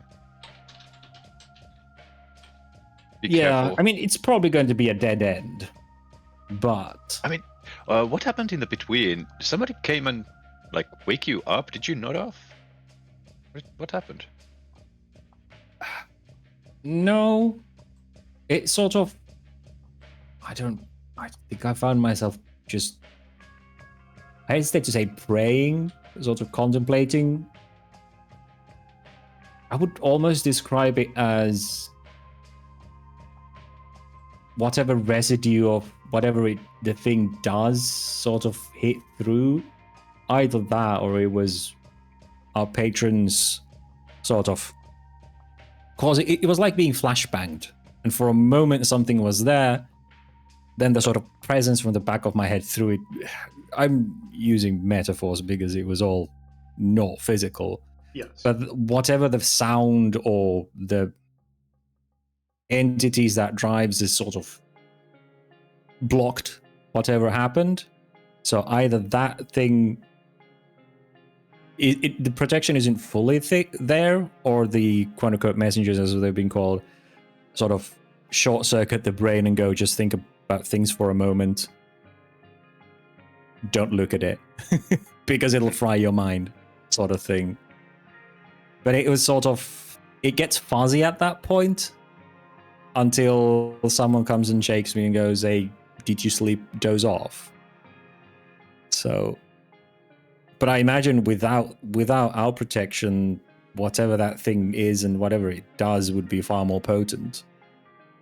So, yeah, I'm not sure if sending either me or Marcus to meet it would be that beneficial anymore. I think we're far more vulnerable now.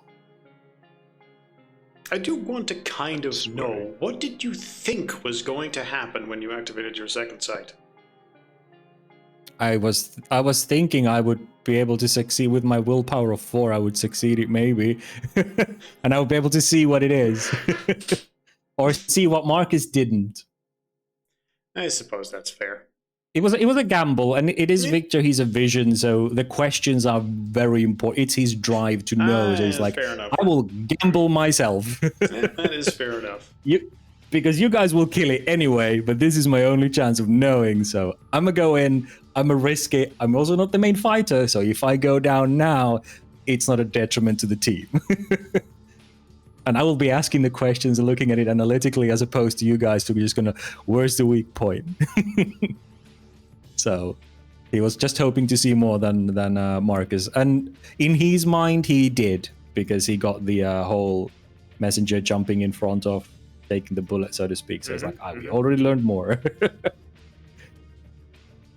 It is Totally a powerful justified. entity that our messengers try to protect us from if we try and perceive it through second sight.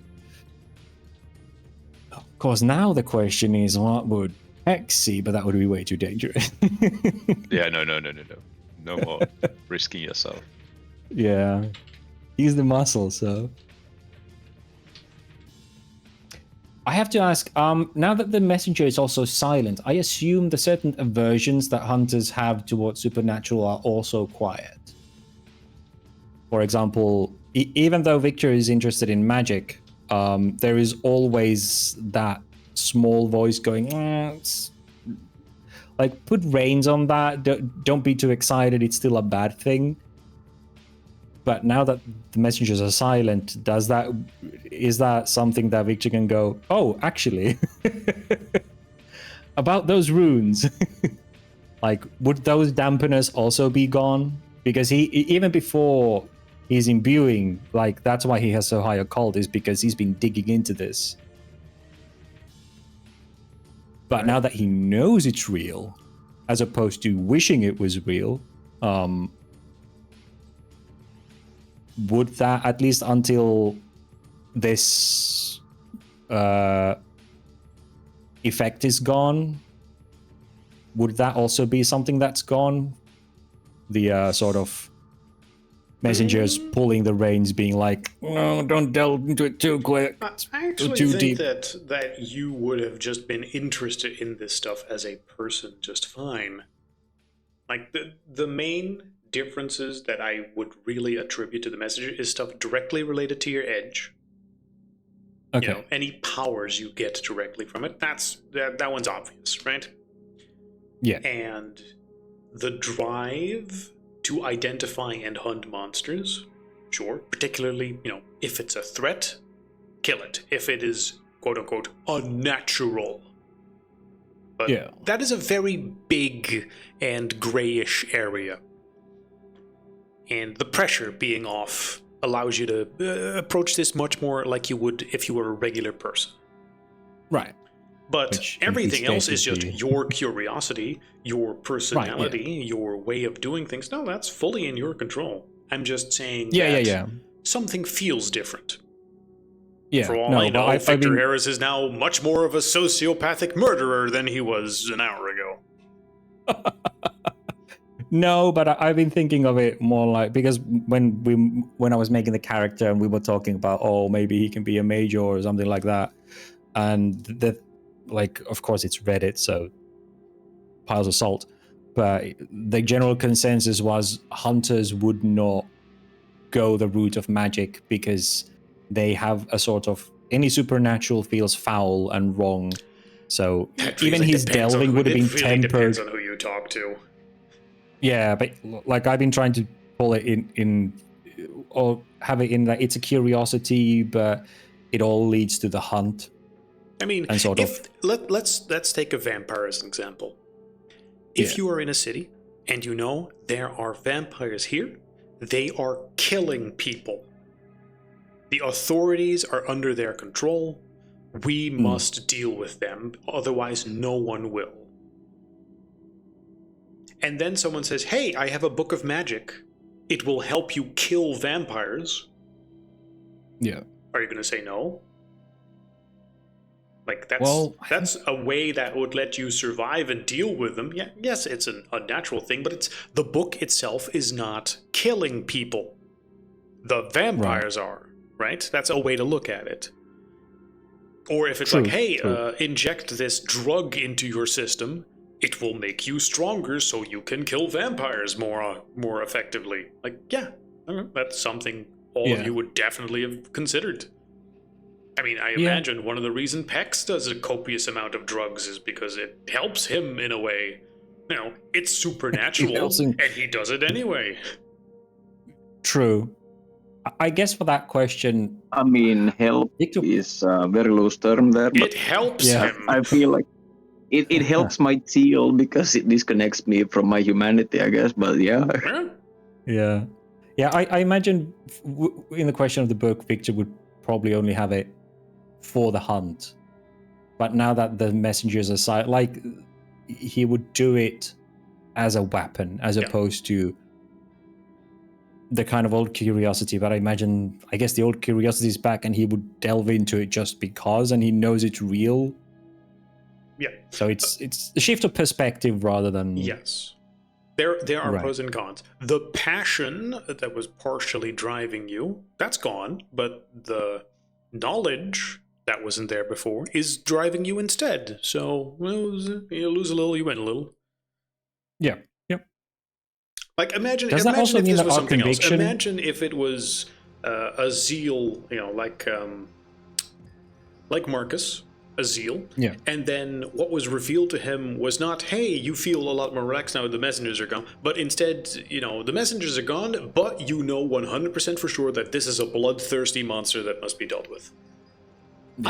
I don't think that would stop him from then killing it.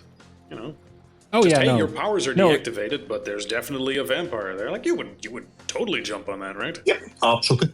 Absolutely. Yeah, no. Well, same No. idea. Yeah, no, my question was more as a hunter, even delving into runes and magic and such, it would be tempered with this is still supernatural, this is still what we oppose, but now that that's gone, presumably, then that temperance is gone and it would be more fully fledged, oh, I'ma just dive into this shit, why was I ever worried? I'm still not gonna blow people up as zombies or anything. That's Your terrible, like ethics grandmother are ultimately did. up to you. The messengers sure, are okay. a voice in your head that tries to pressure you in a certain direction. You are free to ignore them or sideline them as much as you want. Okay, yeah. But yes, Cool. so if you want to argue now you would dive way more into the occult, go right ahead. Yay! Because you would. You were Right. hoping to disable it like a safety. You took off a gun. No, I was actually hoping to see what it is and actually get results. But now that it's gone and it's on my characters, like now that it has happened to Victor, I'm starting to question like, okay, but what about this one? Oh yeah, there's this one. Speaking of which, conviction, which is a measure of the hunter's will to hunt. Does that Yes. also mean that for Victor and Marcus, conviction is out of the game? I think you would still have it because certain mechanics break if you don't have it. So Right. it is very much a you run out and you sit on the sidelines for, like an innocent for a while. But you also Yeah, have no because- edges to power it, so whatever. Yeah, it's more like, are we more vulnerable to the supernatural now because that drive, that sort of conviction represents, Yeah. and I'd the like to strength think of mind. that's just a stamina of mind, Let's not Right, let's okay. not overthink it too much. Yeah, but it's just, I just thought to ask, like, are we more vulnerable now? Can we still use it? Or Yes. Don't worry about it. All right, let's get ourselves Okay, back cool. on track, shall we? yes, So, yes. you want to get information. Who and what are you dealing with? You can make a phone call. You don't know how long it's going to be, how he's going to treat you. Might want to prepare beforehand.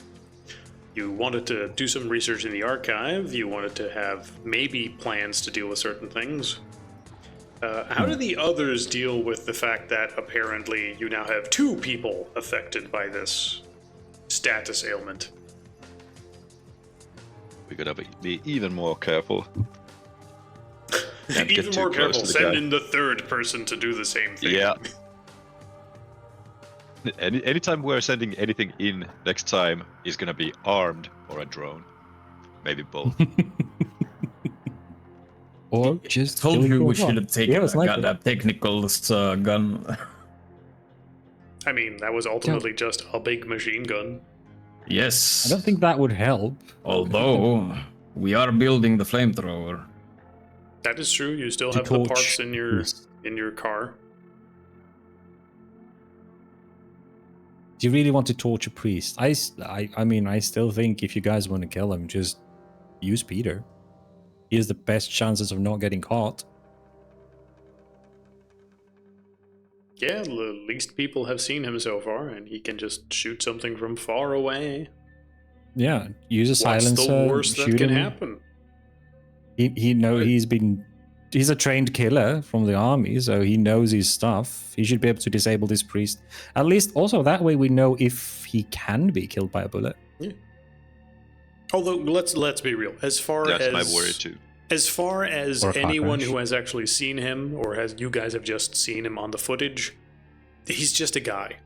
For all you know, he's just radiating this aura because he's wearing a magic necklace, or because someone else put a spell on him, or because you don't know what it is or what will happen if you shoot him. What I if think one of those other with friends this he has new just suddenly problem- starts glowing We- after you shoot I him? feel like with this new information, we kind of need to go back to the drawing table and investigate a little bit more. Maybe try and find any accounts of people trying to work against this community here. Any news articles about like people in any shape or form working against these guys, basically trying to fuck around with permits to, you know, for the church back in the day, anything, like fucking anything. That is certainly a question. Do we have anyone who has tried to what's the word, denounce these people somewhere, written any bad articles, anyone we could talk to try and learn some more information? Well, are you saying this is some sort of guardian angel that's now... What? No, Trying I'm just to- saying I ain't fucking going in there to investigate any further, and if we can't get direct link to the guy, I mean, and Yeah, that's why he they has still... sniper. Right, but I mean, I thought you were against killing just, and big air quotes, like innocent people. Well, I don't think he's a person. You don't think he's a person? Like I've told you, I had means of contacting our patrons. Right, yeah, I mean, sure. And that- their that message stuff. and their message back to me was, this is something that has crawled out from outside of our universe. Right, so you So as trust... far as I know, this thing is driving a meat puppet of a guy that should be dead. Right, but I remember not you even having human. distinctly... Okay. Maybe Yeah, shut I up have before. Yeah, okay. No, yeah, sure. I mean... But Fuck. in this case, like I said, I don't think first of all that this is a human at all, and Yeah, also, okay, never mind. Yeah, I mean, you're making he's complete using sense this to me. to I'm just recruit for a trying... religion. I'm just... yeah, never mind. Hey, it's good. This is good. This is Oh, good. it's good. Take the W, man. Take the W for once. I am with you here. And now you're questioning me. I mean, normally I would be against this, but if this thing crawled from whatever a bit pitch black abyss that it was desperate to escape from with friends, and it's now using whatever power to recruit for a more or less questionable religion and trying to open people's eyes to the world and its realities, which is what Peter also repeatedly says, don't do that, man. So for once, I'm like, maybe you guys have a point with this thing. The reason I want to call him is to ask him and try and pick his brain and see. I mean, he could also be lying, but I hope to at least glean a bit of information whether or not this is a thing, whether it knows it's a thing, or if it thinks it is mica, sort of like pouring water into a mold or vase and it just reforms or takes a shape, sort of thing. If this thing thinks it's Micah because it's in Micah's brain, or if it's just knowingly puppeting. I mean, probably won't reveal anything, but it's worth a shot. It's worth a shot, definitely. Yeah. And I think in the meanwhile, you guys should probably try and see if you can find when the sightings of big feet in this area started rising to a peak. I don't know, maybe go back to the museum and then compare that to when Micah had his accident and started running around doing his sermons, whether or not he's actually awakening people and allowing them to see and notice things that the brains would normally not allow them to see.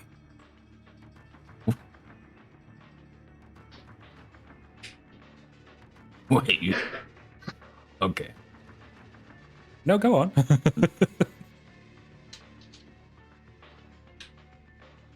I mean, You think he's turning these people into big feet?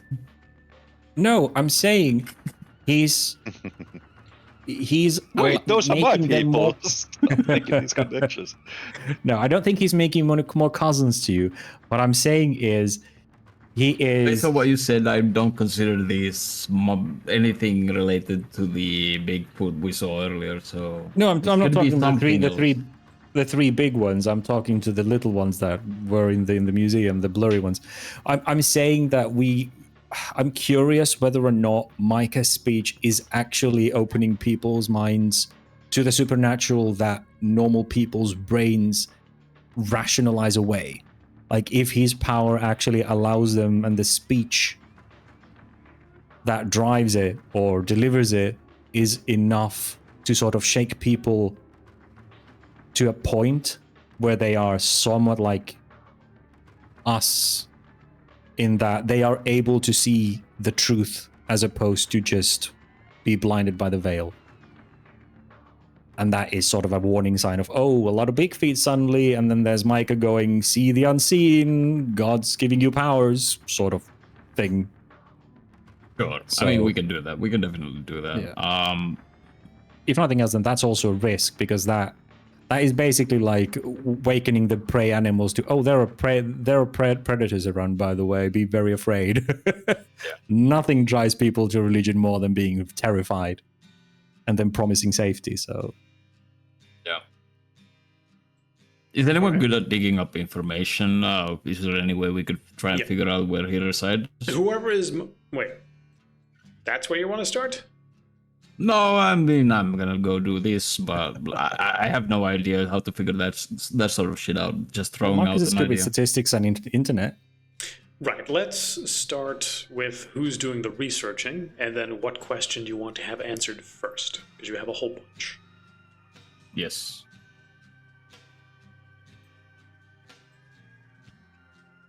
Let's assume Marcus is the researchy one for anything tech-based and real-world-based, and anything occult-based, that would probably be Victor. And, Yeah. if it involves books Not and sure I trust libraries. either of those people right now, though. Well, you should have thought about that before you sent them into the mind-blasty place. Yeah. One thing I was thinking about was that there was like That's some why new. if they can just give me an address, I can take my flamethrower and go pay a visit. Easy peasy. Go ahead, sorry. I mean, you could just go to the Bigfoot Museum and ask, like, try and, if it's still up, whether and ask when the Yeah, I know how to fighting cross-reference started. dates. Like, I'm not a complete retard, okay? He gives you a thigh back and goes, He says, well but then done, let's... old man. Pex, make an intelligence check. Sure. Intelligence and research, yeah. Oh, no, yeah, that one I don't have, though. Well, you have 4 dots in intelligence, you're fine. I do. As you do No some research, basic where is- cross-referencing of things.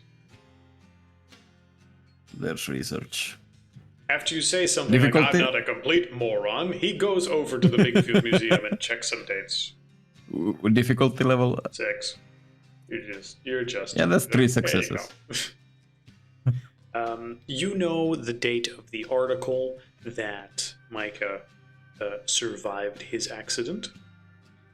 and it seems like the Bigfoot occurrences started a few months later. And would the people who actually reported them be part of the fate? No. Because they would have to be people who have heard Micah, and then their eyes be opened by that way. So they need to have met him. First off, that's a pretty complicated question. But if you go over those other sightings in the Bigfoot Museum, there would be no indication that it in some way links directly to Micah or mention of him anywhere. So unless you happen to know Micah's entire inner circle, there's no quick way to connect the two. If there is, it's tangential.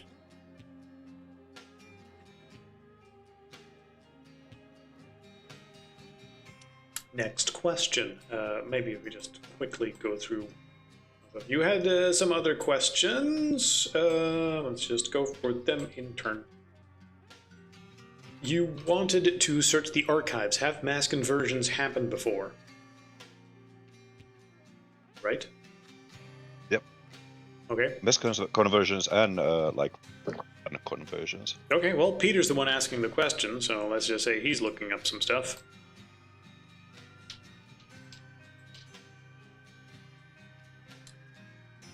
Give me intelligence research.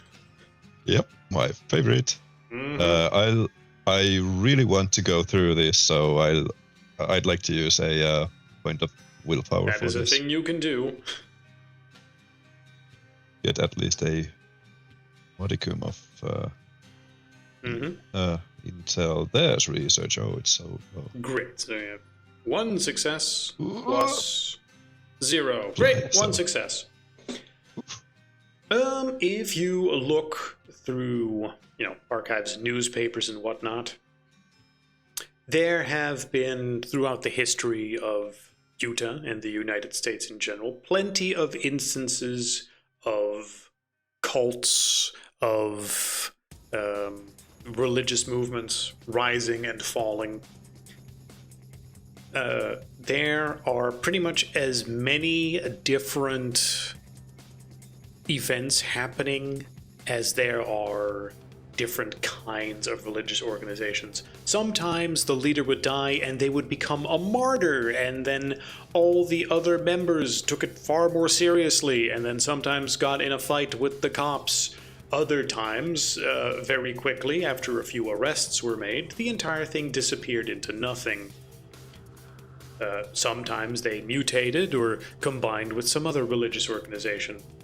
Now, I am going to give you a little bit of a luck check. There's odds of just encountering it. Oh, wow, okay. And there is one instance, not in Utah, but in a state next door, where a cult leader was shot, and then there was a huge explosion in the building, because apparently he was wearing some sort of suicide vest, says the newspaper, which leveled half the building and killed several of the other members that were inside at the time.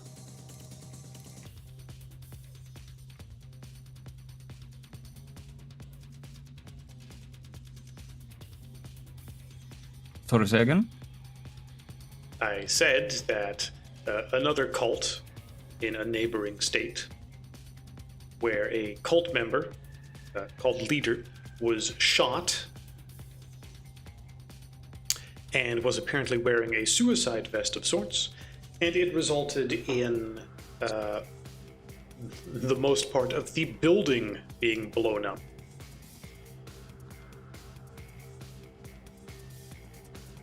I never picked wait a moment. Oh, so another cult, but this cult being.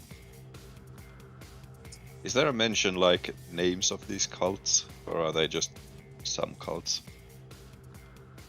Let me see if there is. The Remnant of Silence. Interesting name. Yes, it was. Remnant of Silence. an old small cult.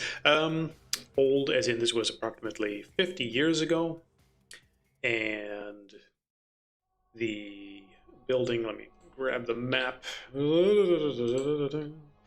Let's see. In Wyoming, in the town of Evanston, there was a small cult located here in a now derelict building.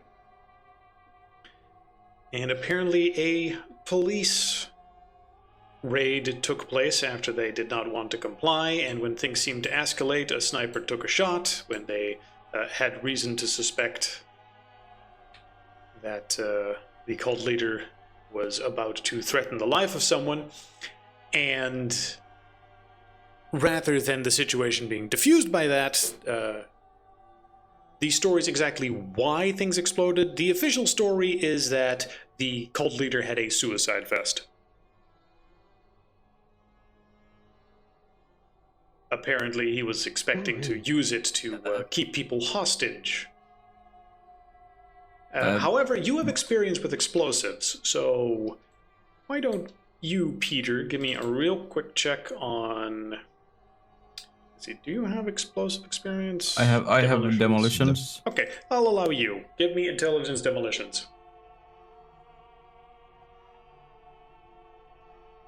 Demo. Where? There we go. Roll me that real quick. Yeah, 4 successes.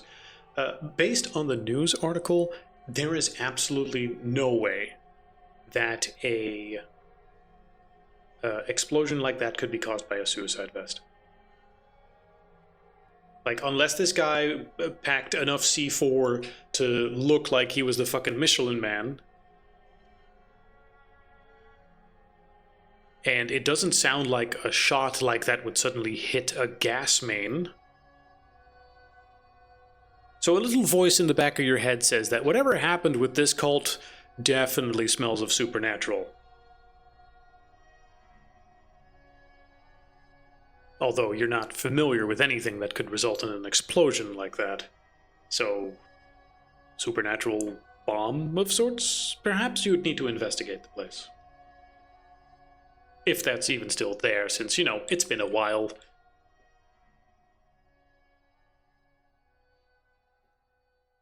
But, yeah, coalescing everything you know about explosives and everything you know about the supernatural, this definitely was not a regular explosion.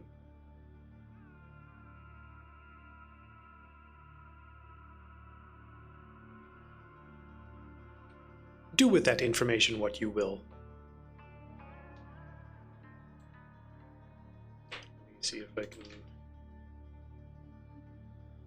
Something over here from the industrial era, perhaps. Let's see, where is it?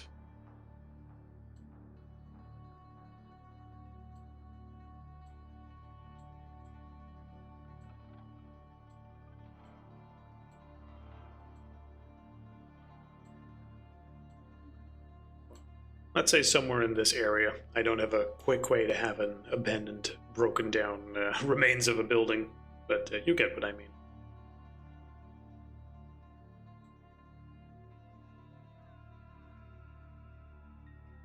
X, what do you do with that information? I mean, I obviously communicate it to the group, and wow, I don't know.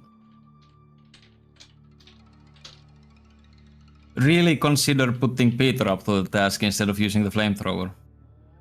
Yeah. What, in case there's enough power in that guy to blow up the state with? Oh, the the highway. states? What, Yeah, the okay, highway? no. Yeah. Exactly. I mean, yeah.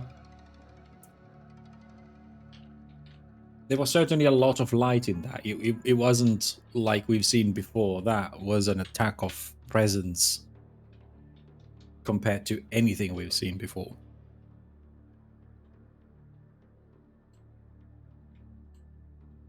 So what do you do with this information?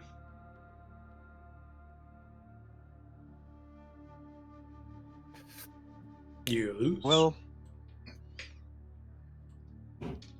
it's supernatural. or smells of supernatural at least. So the explosion. It's not even necessarily similar to Micah anyway. But it's Necessarily, but a risk. Not necessarily. The only thing you have to go on that it's in any way, shape, or form even possibly related is a small tingling in the back of Pex's head. Hmm.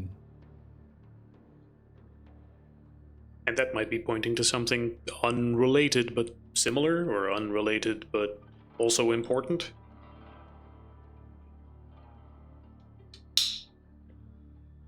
well, We can leave the first information thing- for now. yeah, the first thing that comes to Peter's mind is that, well, this has happened time and time again. Maybe it just keeps on coming back, whatever it is. I mean, true, but it's not necessarily also the same thing. Could be that it's a similar thing. It's possible. Do you want That to cult leader, investigate had it now? it died before? Wait, what? The cult leader that they were talking about, the one that blew up, had he had a similar he died and came back experience? I mean, that's more difficult to find information on, but I'll allow you to research it. Since it's Okay. from a while ago and finding an article on it. It's not impossible, but you do need to separately check it, so if you would not mind giving me a research check, this is very much Victor's sort of thing, so give me intelligence research. Intelligence research. DC?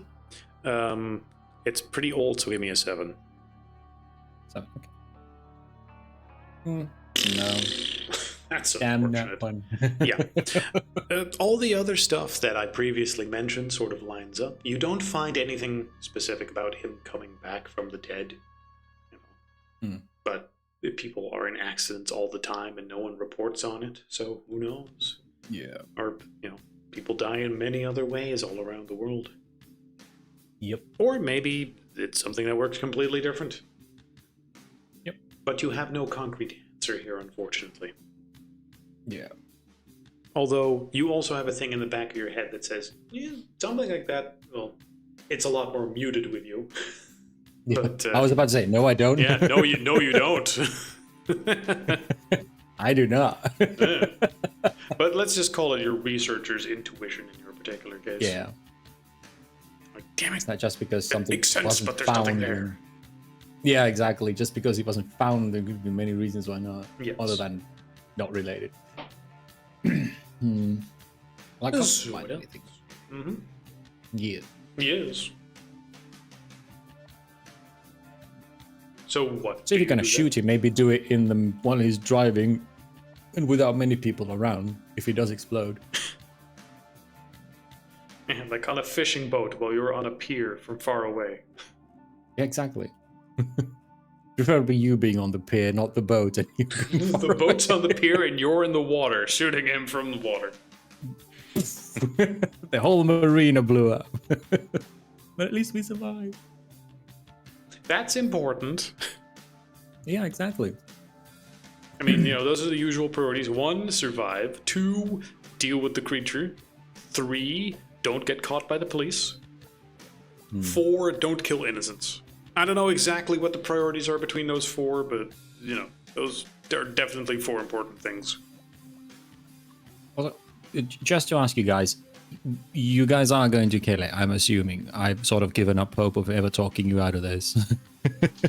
And this is one of the things I do support, sort of. So, you guys are gonna put a bullet into this?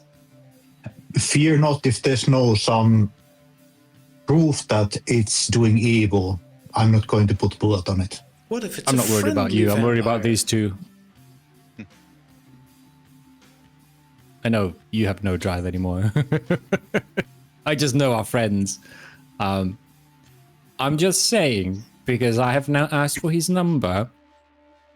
And as you probably heard, I gave my name. And if I'm going to call him and he dies a day later, I'm the only Shouldn't have no outsider. sense. Sure. but at least I'm a very clear trail. So I need to be somewhere else than here during the day that you put a bullet into this asshole. So you want Bruno Tinklepunch to make the call? Just an idea. He Not might have family. He might have a wife. He might have like sons and daughters. No, How my about point we is I need talk to with know them? whether we do this. Have the guy change character? Has he become somebody else after the accent? Well, I mean, this priest or preacher or whatever. Like, that's part of what I was suggesting earlier. Like, go back to the drawing table and just investigate more. Learn to see whoever knows, try and get some contacts of people who knew this guy, know this guy. No, absolutely. I'm just... For once, I do agree with you. That's a good idea.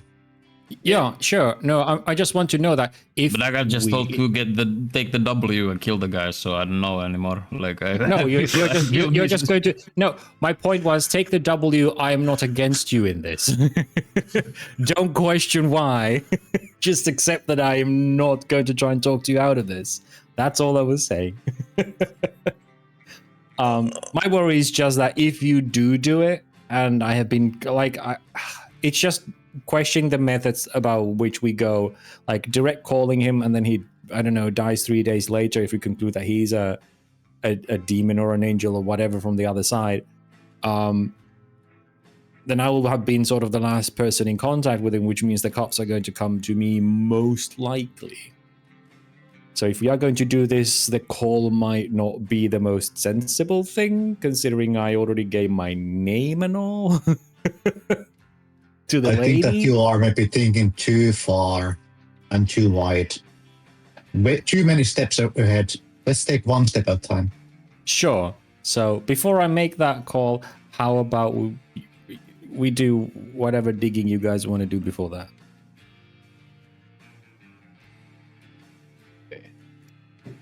Okay, yeah, makes sense.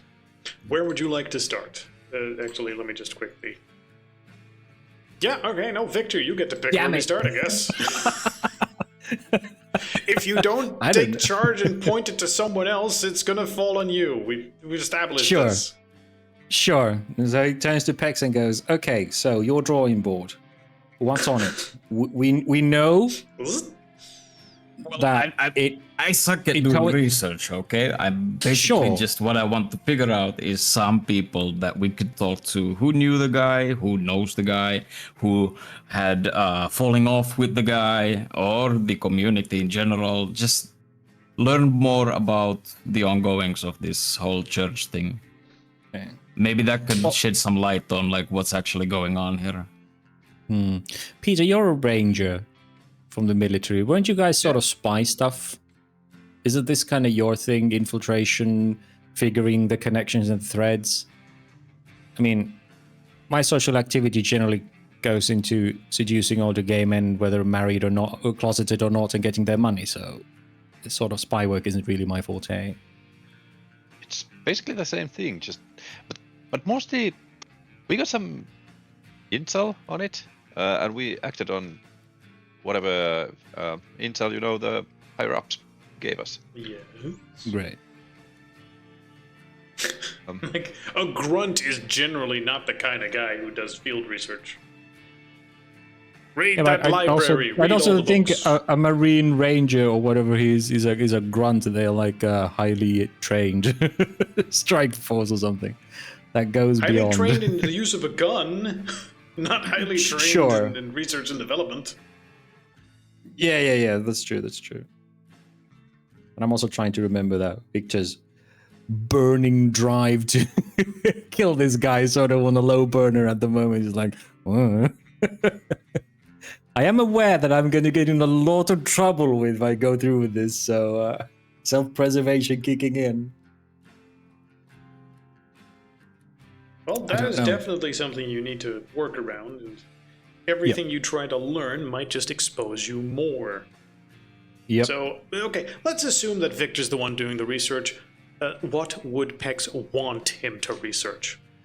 Him or Marcus, depending on who you think would be best suited for it. Or yourself, or Peter. I mean, I can definitely Well, try and help out. find family members, find like friends. Okay. Maybe somebody he has had a fallout like after the Yeah, I don't accident, want if that's to possible. sound like you know, Bruce? I'm copy pasting shit to like things I mentioned. I don't know, like. Well, you know, that we mention I've them thrown and then that we out sit on them 2 for a times there bit and already, then no yeah. one does anything, so...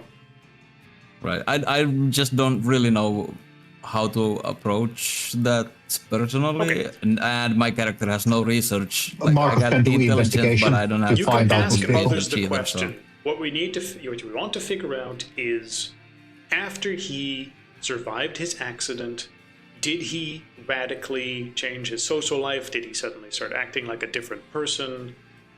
Did he have a falling out with parents, family, brothers, sisters, friends? Well, we do know. Yeah, and something I mean, already. also I would add to that, I guess, just basically anyone in this who has joined this community has that. Does that apply? If there is something like that, has it applied to these people as well?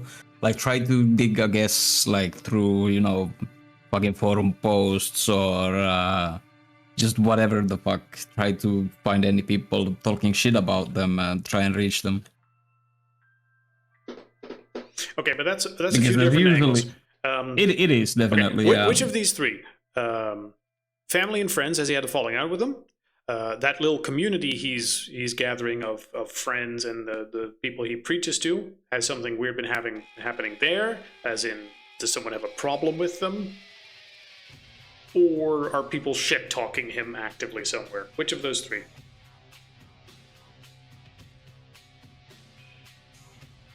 Can we split? I vote number one. Okay. Can we split it? Well, you got to pick one, and then Family we'll see friend. after that. Okay. If, Marcus wants to do number one, as in, after his accident, did he radically change? Did he have falling out with friends and family and whatnot? That is something you could Okay, realistically that- do. You know who he we, is. We should sort of. probably prioritize that, considering, yeah, Yeah. Okay. Which it's our main means- goal and not just the community in its whole. So yeah, Yes. Which because we do means- know that he changed when he had his accident. Yes, but you don't really know how. Well, yeah, we do know that he wasn't really. He was quote unquote lost lamb. Apparently, sort of distant from the community until he had that, and then he became very preachy, and then that's when he started this whole thing. So it was like a 180 based on the old woman's testimony. Is that?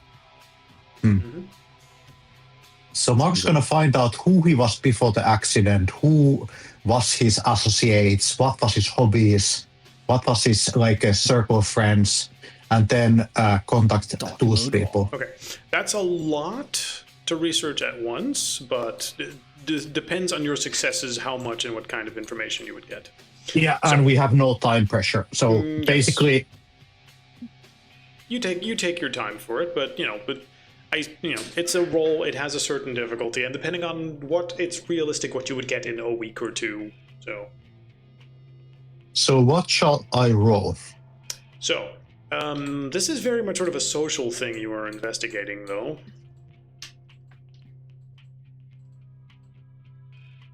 So I want you.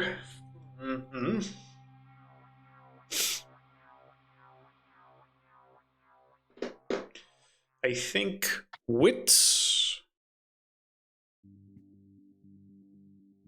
Yeah, wits investigation would apply here. Yep. Since it is very much trying to understand people dynamics and asking around. Ultimately, you have a starting point. This guy. Well, if it's a guy, that means he's known. There's a news article around him. He has a name. He has appearances in places. Okay, one success. One success then. Yes. No willpower used. Not this time, no. No. Based on that, I think the most logical thing that you would reach would be his dad.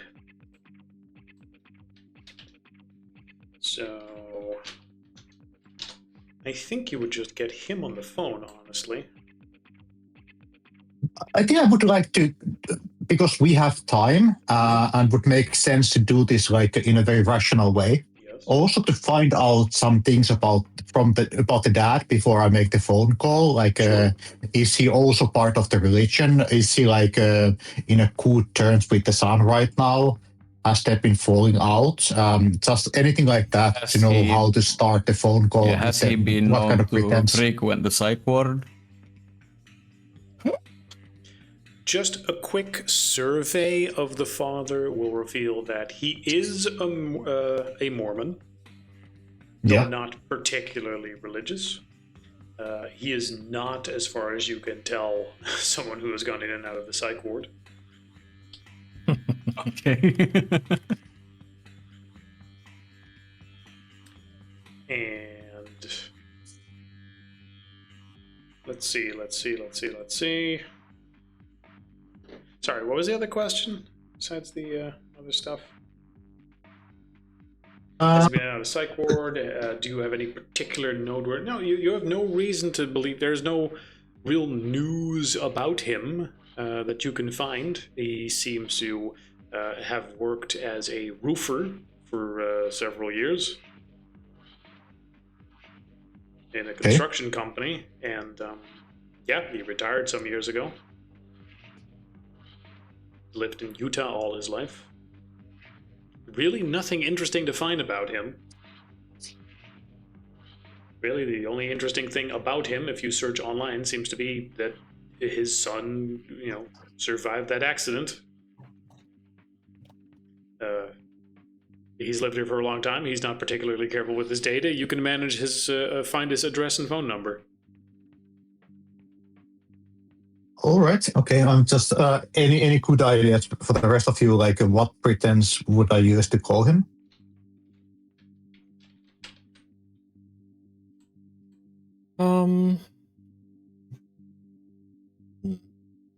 You mean why you would call him? Yes. Well, what was that company of yours about again?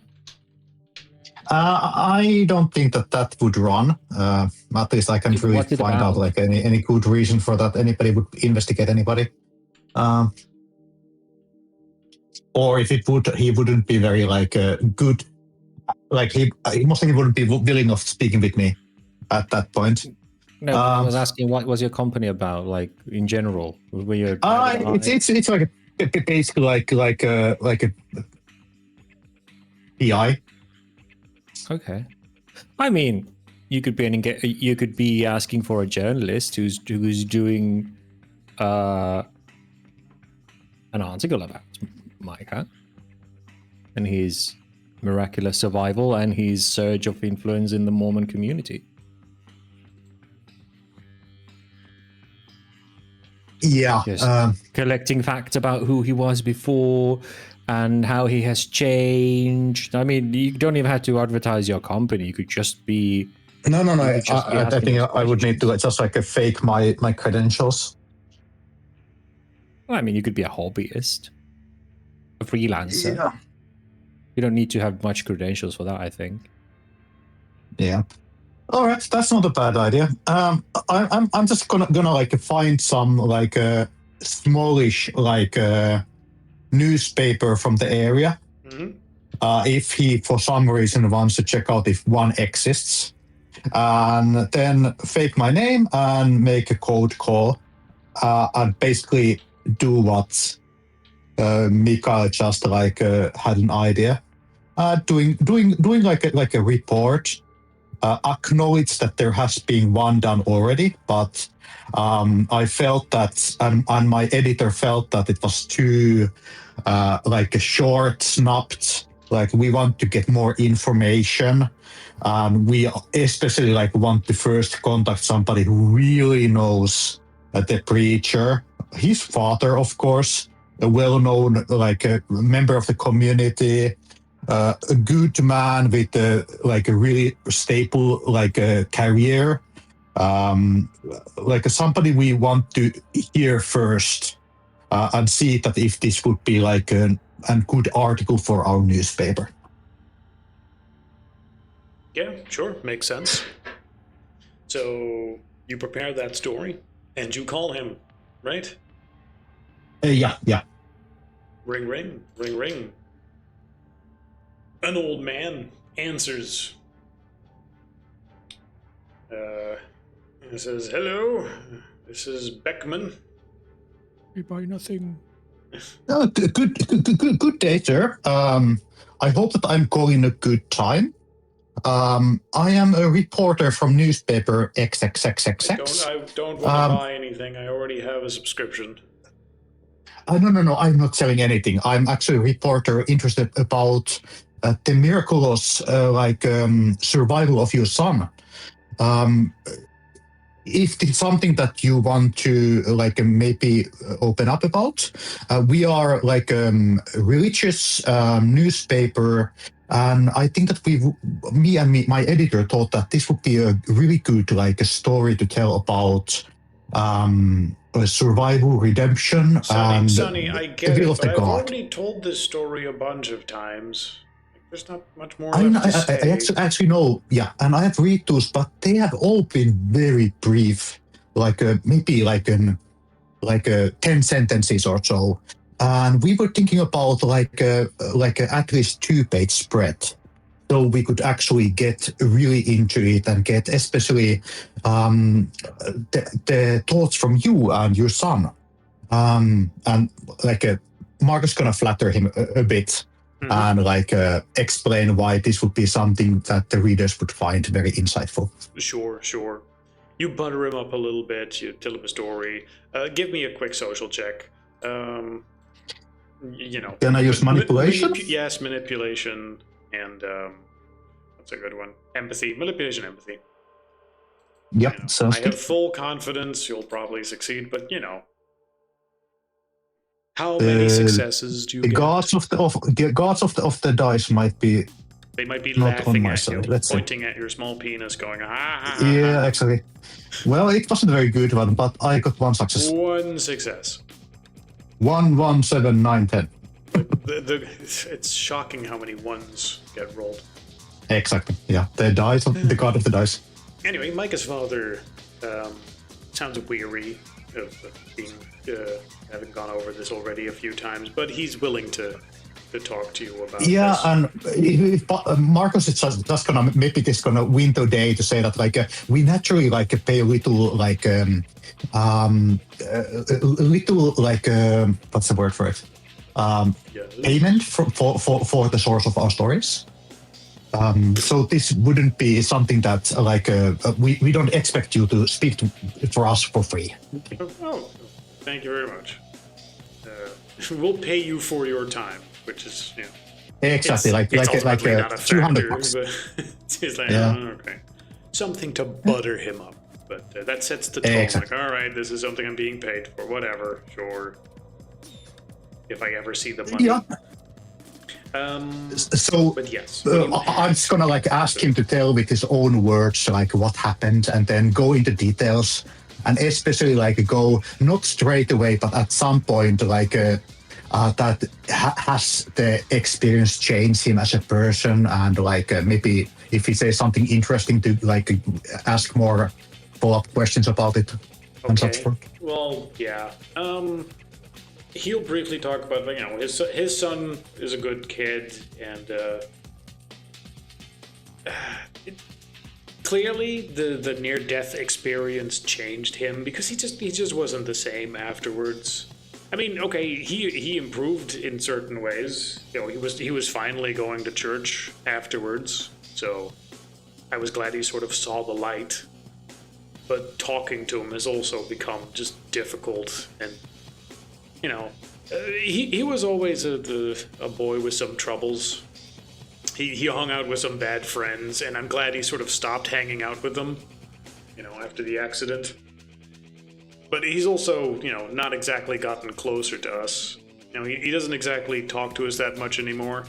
We've seen him a handful of times. He's busy with his new stuff. I'm glad he's doing okay. But, yeah. I don't know. Whenever we talk, it's like he's talking at us rather than with us. He's not interested in a conversation anymore. Like, he has all the answers already. That is sad to hear. I hope that things will change with you. Marcus gonna like inquire some names from his bad friends, just to have like a little bit of content. I would like to like maybe get like we will of course filter whatever they are going to say, but like a second like opinion about how the that sort of traumatic accident can change the man, maybe to better, but also maybe distance himself in another way. I'm sure that like everything's gonna get better with you and your son later on, but it's still quite like how long has it been? Like a year? I believe I gave you like 6 months earlier. Yeah, most like him is still recovering from the shock and everything. I hope so. I mean, you know, I'm very happy he survived, but yeah. I don't know. I just hope I get to see grandchildren one day, and maybe that'll knock some sense into him. Have you actually gone and like listened one of his sermons? I had the privilege of doing it lately, and he's a very strong speaker, and his conviction is very clear. He is. I went to one when he was nearby, and it's certainly wonderful to listen to, and I'm very proud of him. Is it like that his gift has come out, or is he almost like a different person nowadays? I don't remember him ever having, this sort of passion for speech in the past. He was always a little bit artistic, but it generally had different direction. Again, with those friends he hung out, and I think they occasionally did some drugs or something. For the longest time, I suspected that was part of the reason the crash happened. But he doesn't hang out with those people anymore, and he just seems to have found a new creative outlet, so I'm happy about it.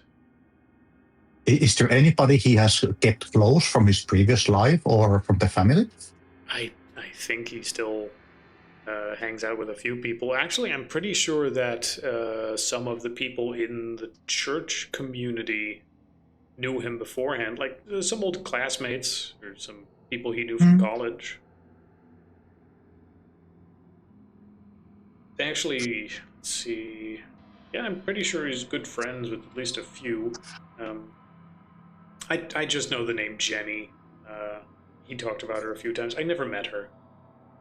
Taking notes. I'm going to ask what is the class that he was into, so I can maybe find him through the school books. Oh, he did creative digital design. Writing notes.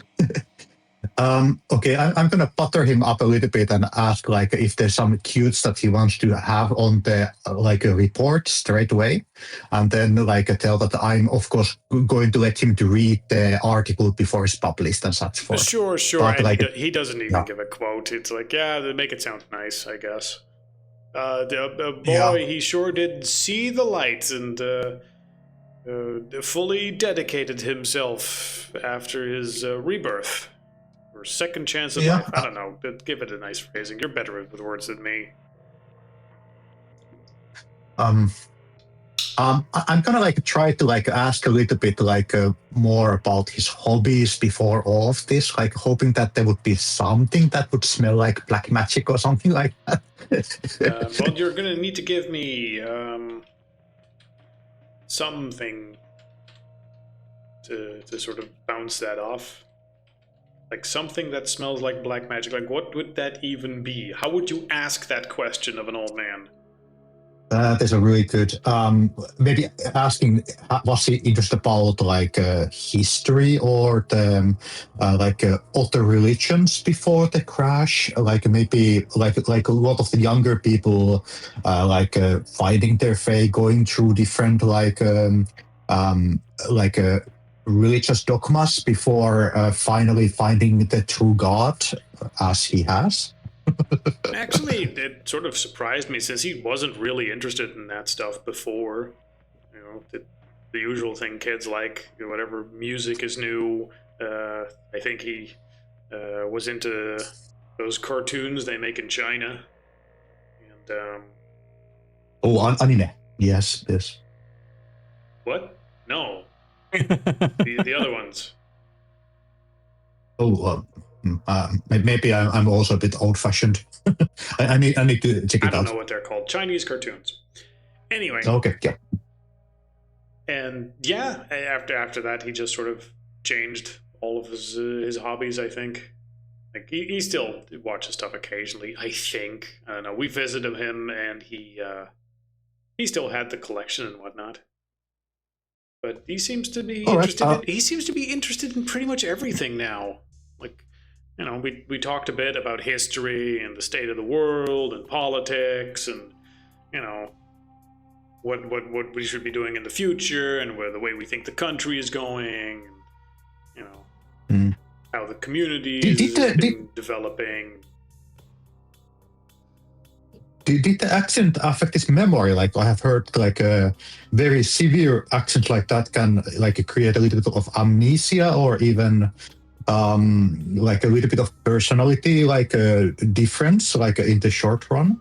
Well, I mean, he certainly seemed like he was curious about everything afterwards. Yeah, like a newly born like a baby. I suppose. Like that is very inspiring. I don't think it was memory loss though, since he does also just, you know, remember stuff from his childhood. You know, when he first got back up, we asked him all sorts of stuff what he remembered, and you know, some stuff he seemed to have forgotten, and other stuff he remembered just fine. What kind of things did he actually forget? I'm just curious. Well, you know, initially when we showed up, he seemed almost shocked to see us and didn't really know who we were. And then he went, "Oh my God, Dad! Yeah, of course!" And you know, I could quickly see recognition just flood back to him. I think that's how that worked when you have a concussion. It was really scary though. For a moment, he just looked at us as if he had no idea what was going on. Oh yeah, I can understand that. Like a brain is a miraculous device, but if it gets a big blow, like things can take time. Yes. How about like has this fame of his like is he still living the same place? Like I guess that like even though this is all mostly philanthropy, like there's a followers, there's like a fame, there might be even some money around, like being a very charismatic speaker nowadays. Honestly, I don't think he's escalating it that far. I mean, you're making it seem like he's some sort of superstar. I suppose maybe he's a big fish in a small pond. Yeah, certainly I just see the potential there. He has now. Yeah. I mean, they all seem to like him, and they seem like good people. They are very good people. I have to say. I think he's in a good hands in that wise. I certainly hope so. Much better while than he's those old speaking, friends I feel like a typing like a shorthand, like some of the interesting things I heard on our Signal group. Just that it lets like other people to like maybe send a short message or question if to keep the hive mind informed. And if one of them is like, "Oh my God, ask about this," that they can. Yep. Did he talk? He talked about friends, but did he talk about any romantic relations? Oh, that's a good one. I will type back and ask about that one.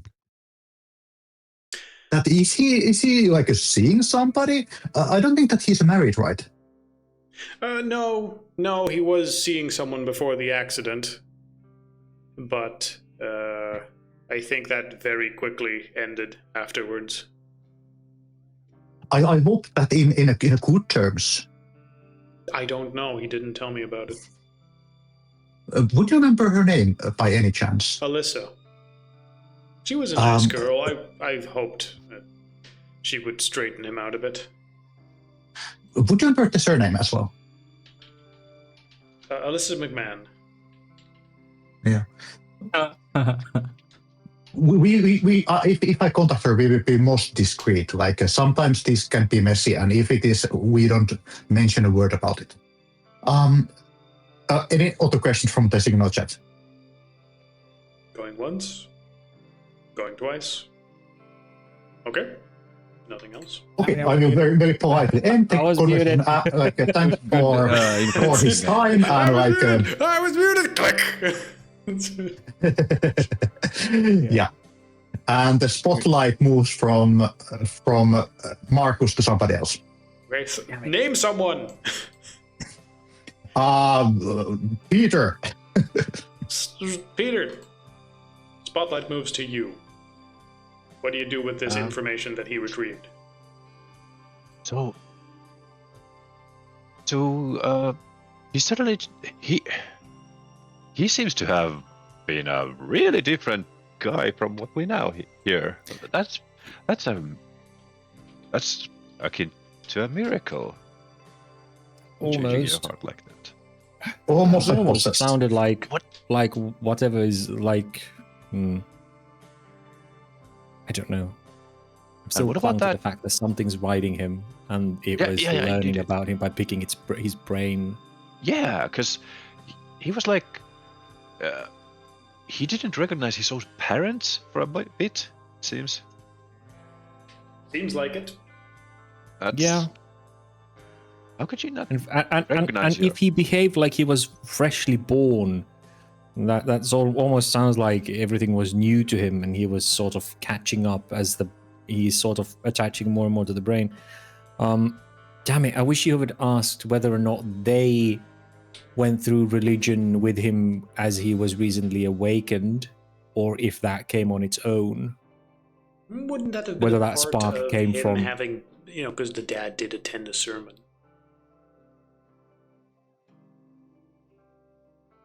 It was like whether or not the parents reintroduced him to religion, because he didn't seem like a religious person before much.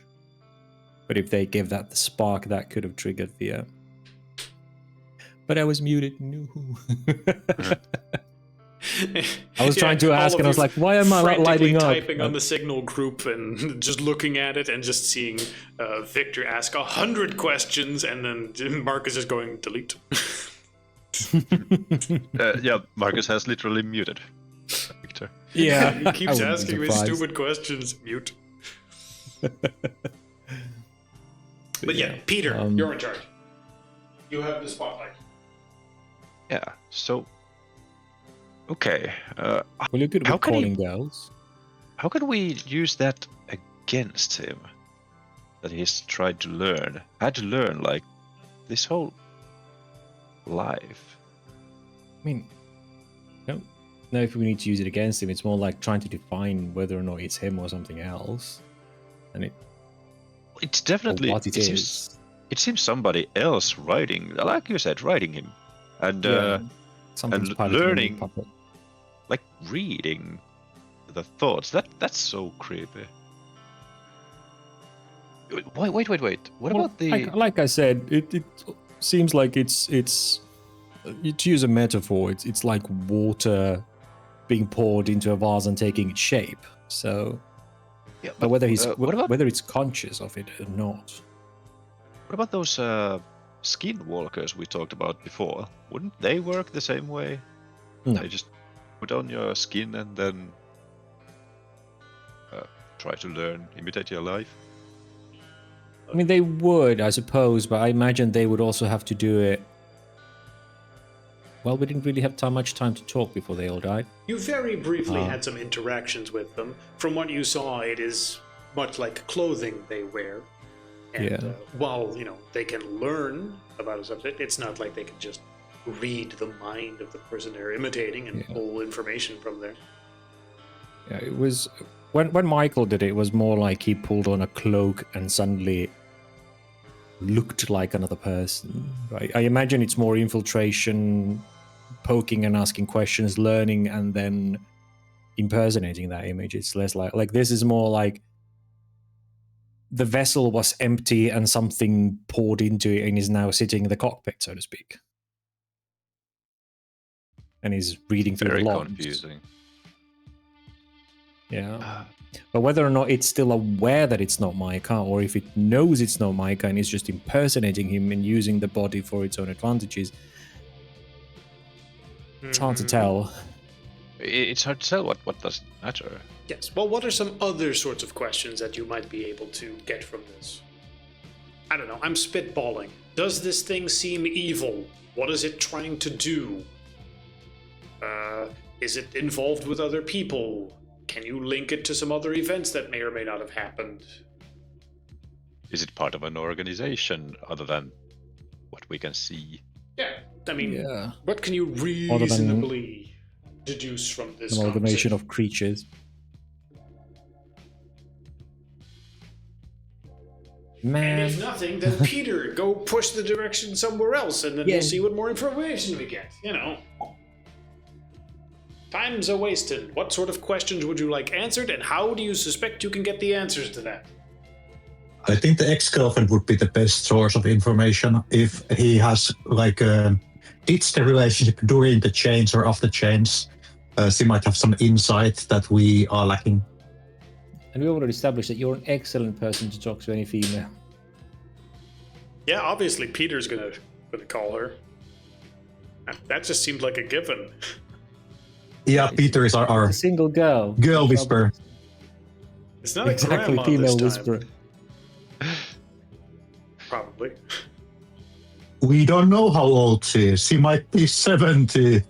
It's true. We don't know if she was He a might be Justin Trudeauing cougar it. chaser. Yeah, we could have been a cougar chaser. Who fucking knows? Do you attempt to identify and then call Alyssa? So, yeah, let's try it. What's the worst that could happen? Nothing. Okay. We Peter got the calls surname Alyssa. too. You managed to find her phone number through the college. Peter is the one on the phone. I'm assuming others are also being informed through Signal Group, similar to earlier. So, you know, brief interjections possible. You call. Doot, doot, doot, doot, doot, doot, doot, doot, doot, doot, doot. A voice answers. And I'm going to try and do a voice here, but I think the picture's going to speak far more for it. The picture is the voice. Oh goodness. Hi. Hi! This is Ellie.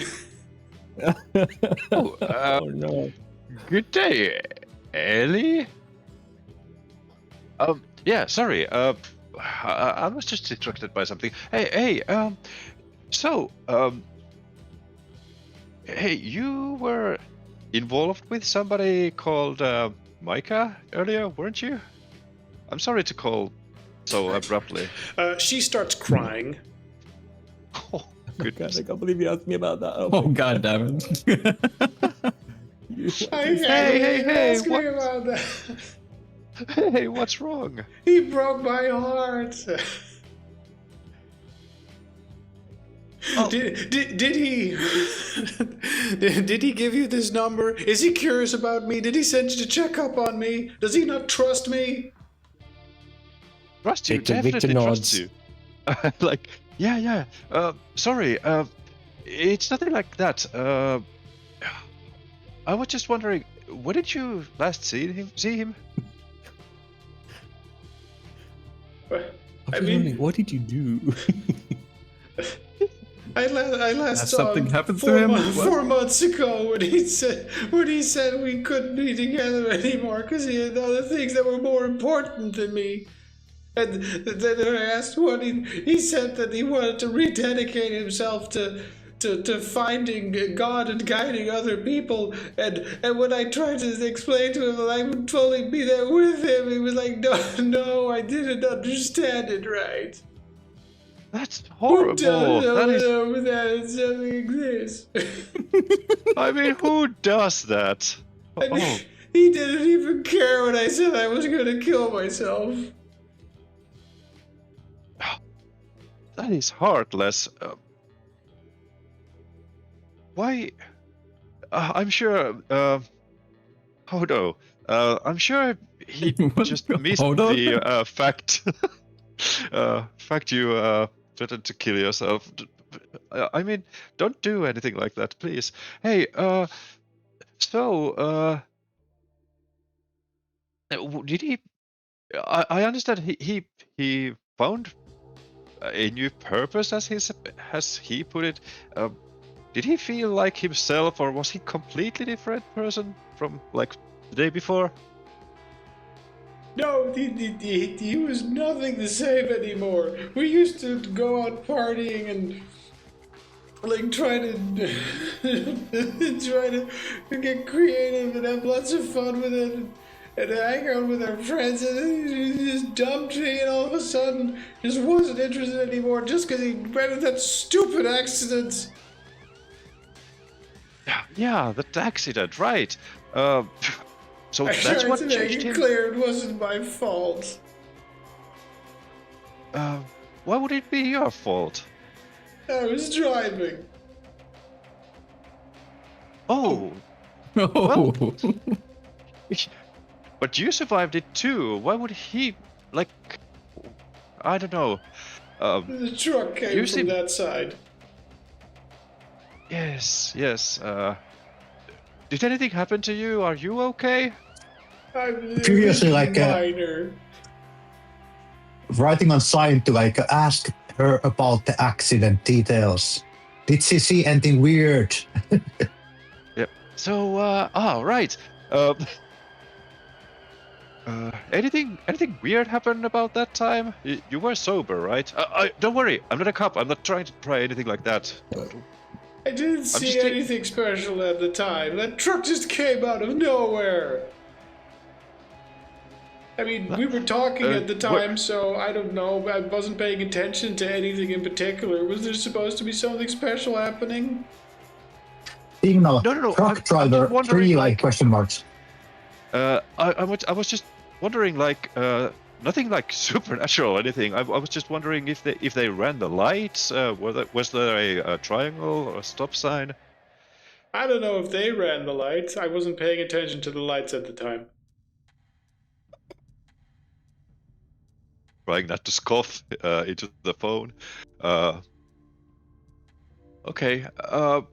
What about the truck? The truck driver. What happened with him? I don't remember. I don't know. I think he was okay.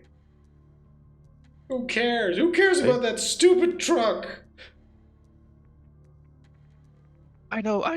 Did you talk to Micah recently? You sound like you're investigating him. Where is he these days? Oh yeah. Fuck. He's in Salt Lake City. Yeah, he's making sermons and everything. Maybe you could just come and talk to him. Maybe he's better now. I'm sure he would like a person in his life.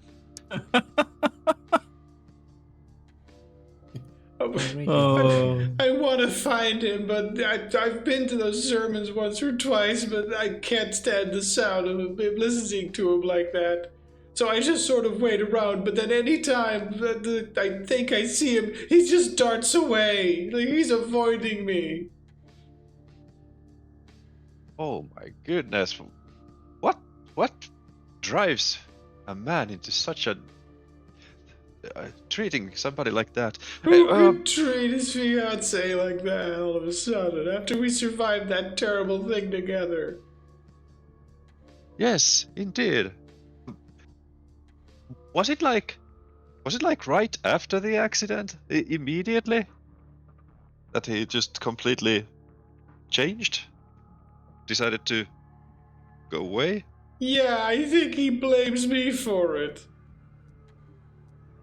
Oh, don't!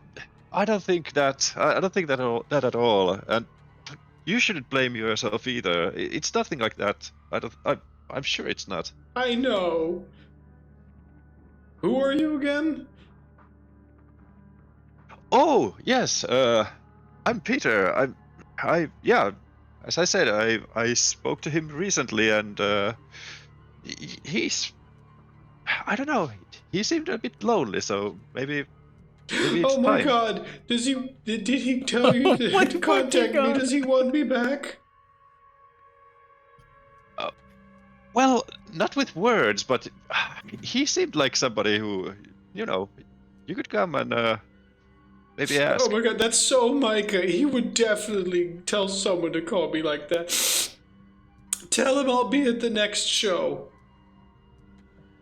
All right. Excellent. So, how far are you coming from? Oh,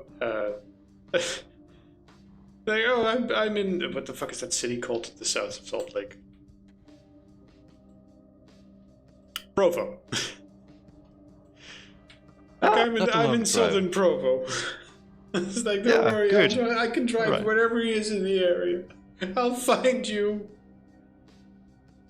All right. Hey, you've kept your nose clean, right?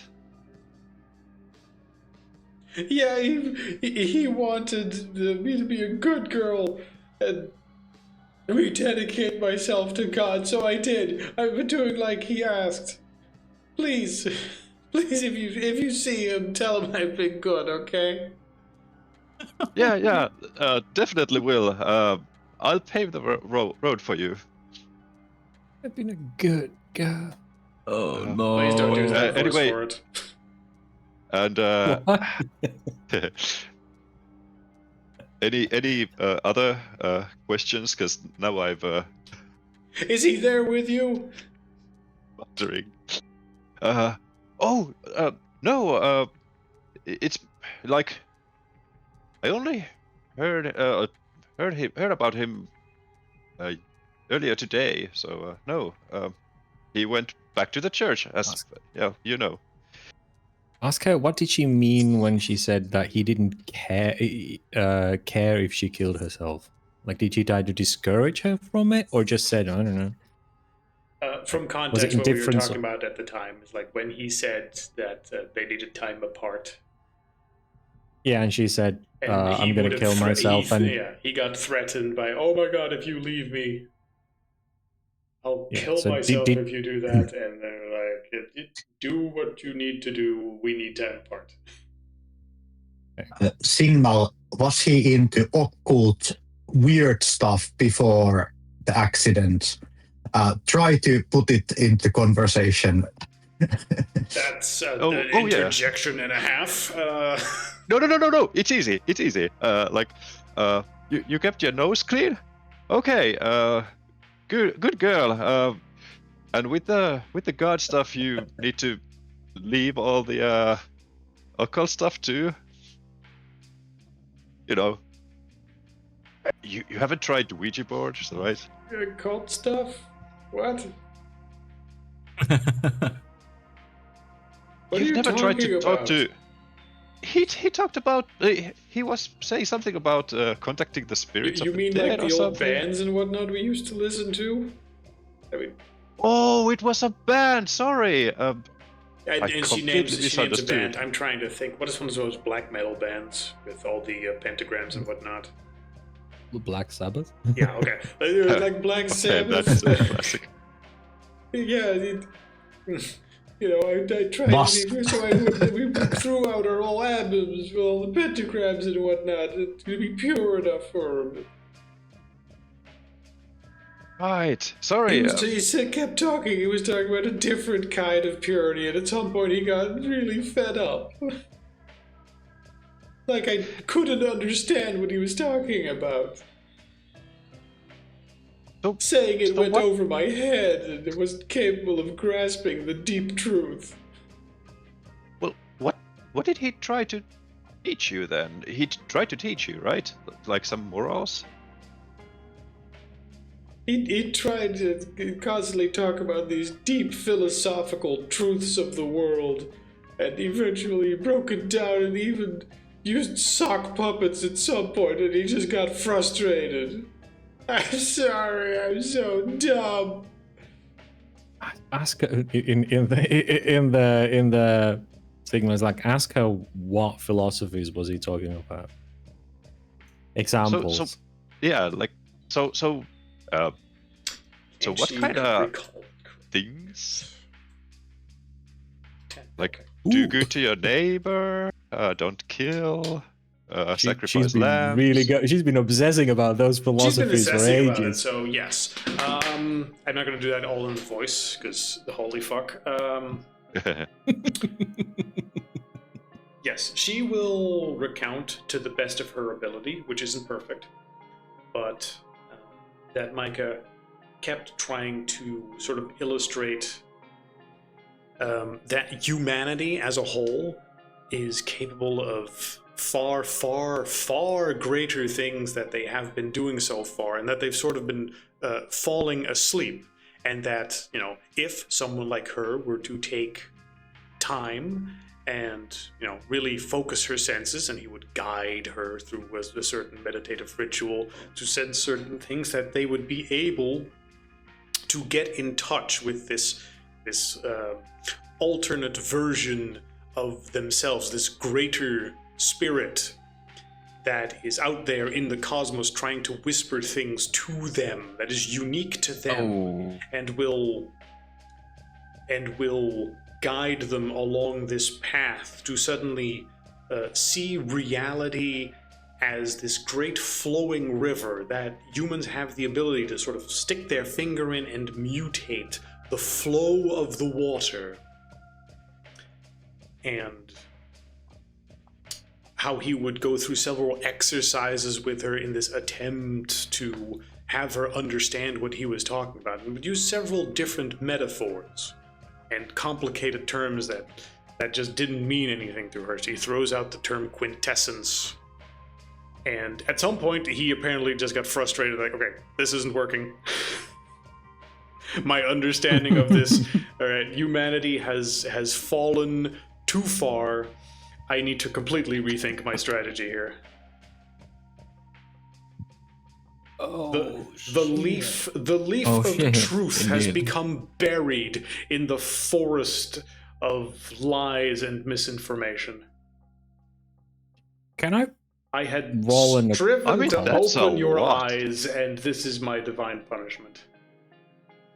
Can I roll a cult on that? Like, what kind of an entity or what he's talking about, if I've read about that? Roll occult. Give me intelligence occult as you take some of these terms. Sorry, which specific one? Because I've used a lot. Mostly about the whole, like, mostly the way he describes humanity's potential, the whole finger in the river, change its course, Okay, like that what he's one. describing, or basically what he was trying to describe. Like, do I know what kind of an entity would view the world like this, or would try and push this? Okay, we'll let that come down to the number of successes. This is something you would research, not immediately, so this is not during the phone call, obviously. Sure. But give me intelligence occult, DC 8, because this is not a topic a normal person would really, but it is occult, so we'll see. Yeah. No. That's a botch. Ooh. And I don't have my foresight now. This You never foresight. would be something I would have used it on, but oh well.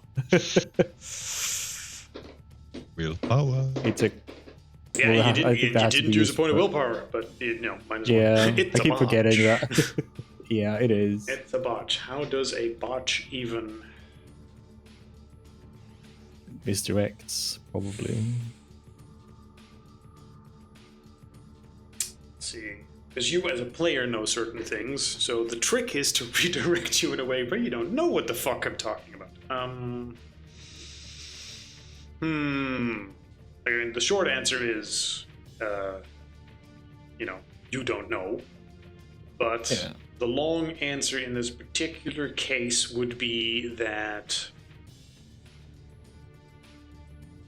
you're pretty certain that this is, a case of possession, that some sort of alien presence has taken over the mind of Micah and is observing, humanity through its alien viewpoint. E.T. came to Earth and looked at humanity and said, "Look, me have glowy finger. me insert knowledge into your brain. And as you're listening to her talk, it sounds like he might have just injected into her brain forcefully in an attempt to communicate with her. You know, like he alien probed her. That would explain some things, like the face. And We can't see the face. no, but you, as you're listening on the phone, you picture a face in your head, and that's the face you picture. Sure. Okay. Yeah. I mean, you don't know Sure. why anyone would possibly leave this girl like that after what happened, or be with that girl before that happened. Harsh but true. Okay.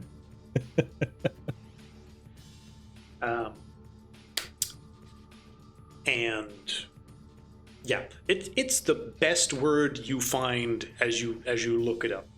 Alien possession. Like, Okay.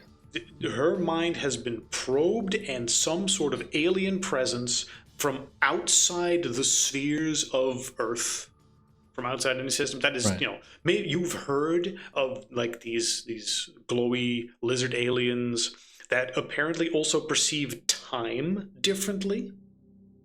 Right. That, like, no, did you go? Sure. Like, I'm not making this stuff up. Like, you've read about these aliens that apparently exist that, you know, steal the souls of people and use them to power their machinery, and that perceive makes time perfect sense. backwards. Sure, and Victor explains all. He points out all the stuff that he finds and explains them all. So you think what is happening is those might actually be perceiving, you know, the rise and fall of humanity in a reverse order, which is why they're so confused, why all of a sudden now they're in a completely different state than it's used to, and they can't communicate with it anymore. Yeah, they come. Oh my god!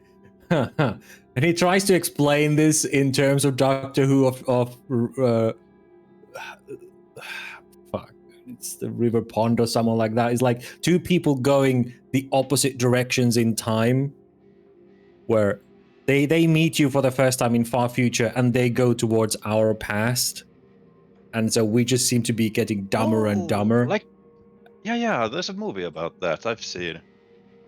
Yeah, it's a character in Doctor Who, but it's like they've seen us at our most potent, and the way they experience this whole thing is that they're going towards our past, so we become more and more stupid in their eyes, whereas in our eyes, we learn more and more. So, but yeah, apparently Micah's death opened it up. So, I mean, it makes so much sense. A black abyss. I mean, yeah, it's space or something, and they've sort of hijacked his body and are remote driving him now, and that's why she can't understand.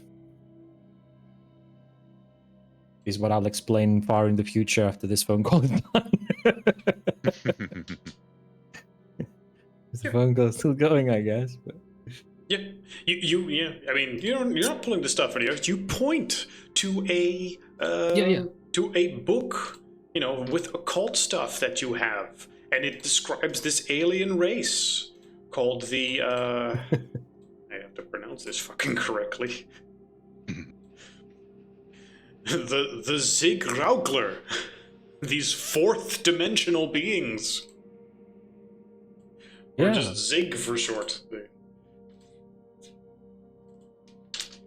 Fourth sure. dimensional aliens. I mean, okay, the rest of you are still just listening to that going, what the fuck are you talking about? How is that related to this thing? You sound crazy right now. As fucking Victor is currently tearing his shirt off Alex Jones style, talking about the fucking time travel aliens. They're probing the people, going backwards in time. Like, many things he's been talking about are pretty off the rockers by general, but this might just be a bit much. Though aliens, man, just could be aliens. Yeah, no, and the way he will phrase it as well is that the light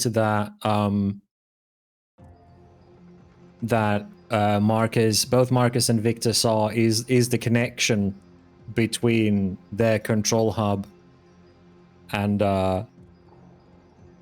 they are clearly, obviously, an old opponent from far future of whatever power is guiding us.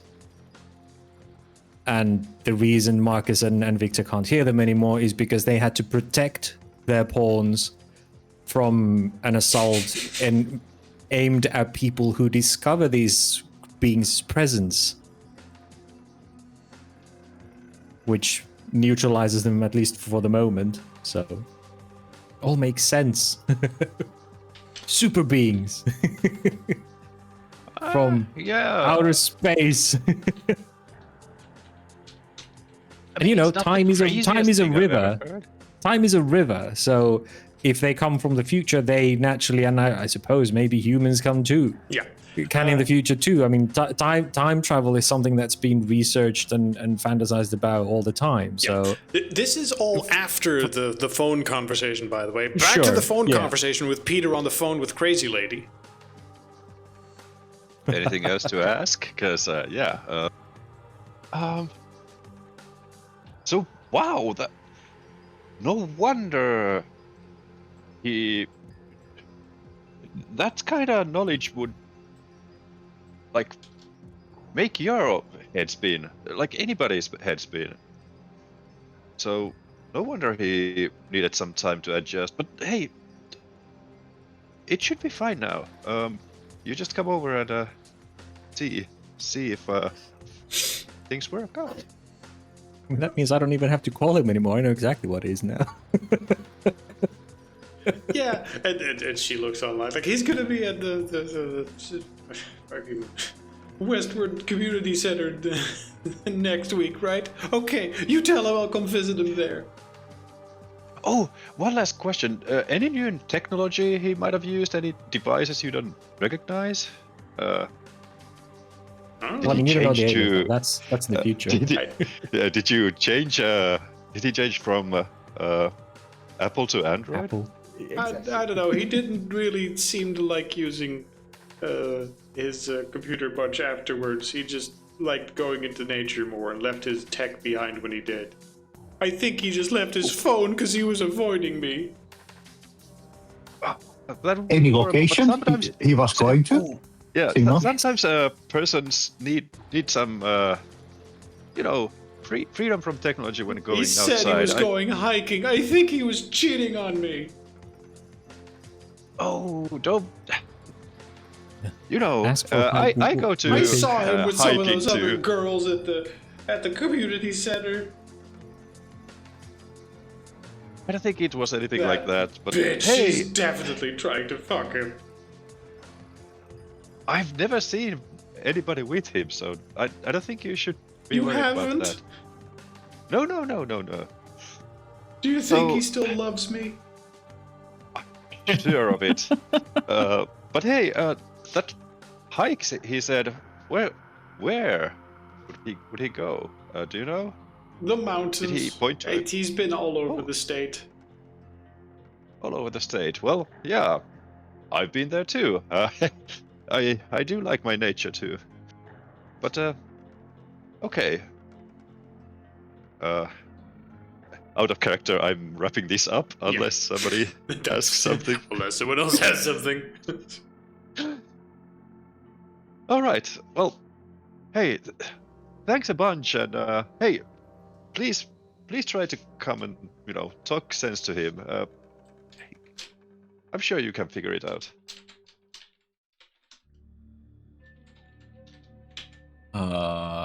Invitation master.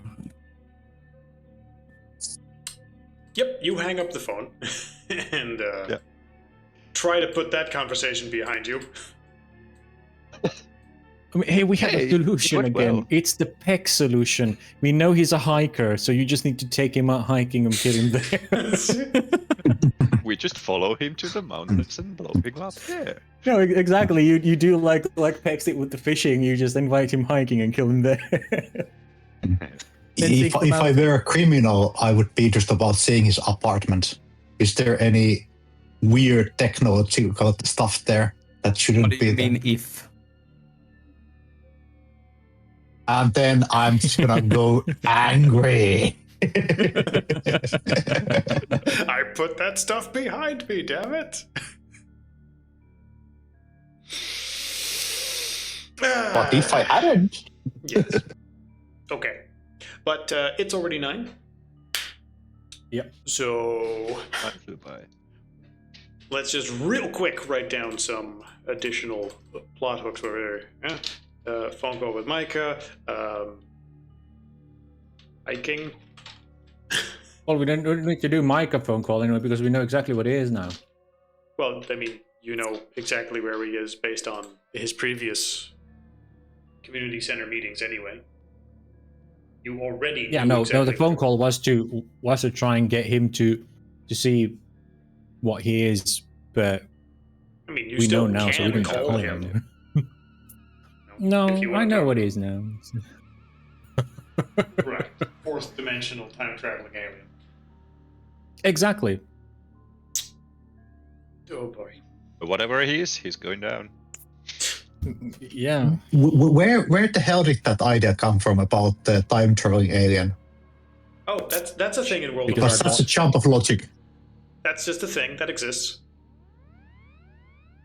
Oh, and we know about it. Well, no, not that Now part. we do. I thought you were asking me, the DM, Yeah, okay. not me, the DM, what your character would know. More okay. specifically, No, this I'm is what pretty Victor sure, finds out. Yeah, Victor would have read it in an occult magazine.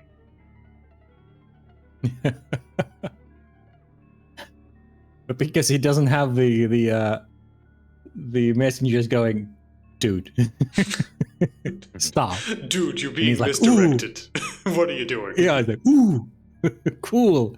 This must be it. It fits. It makes so much sense. The pitch black void. Oh. I'm sure that will not have any terrible consequences whatsoever.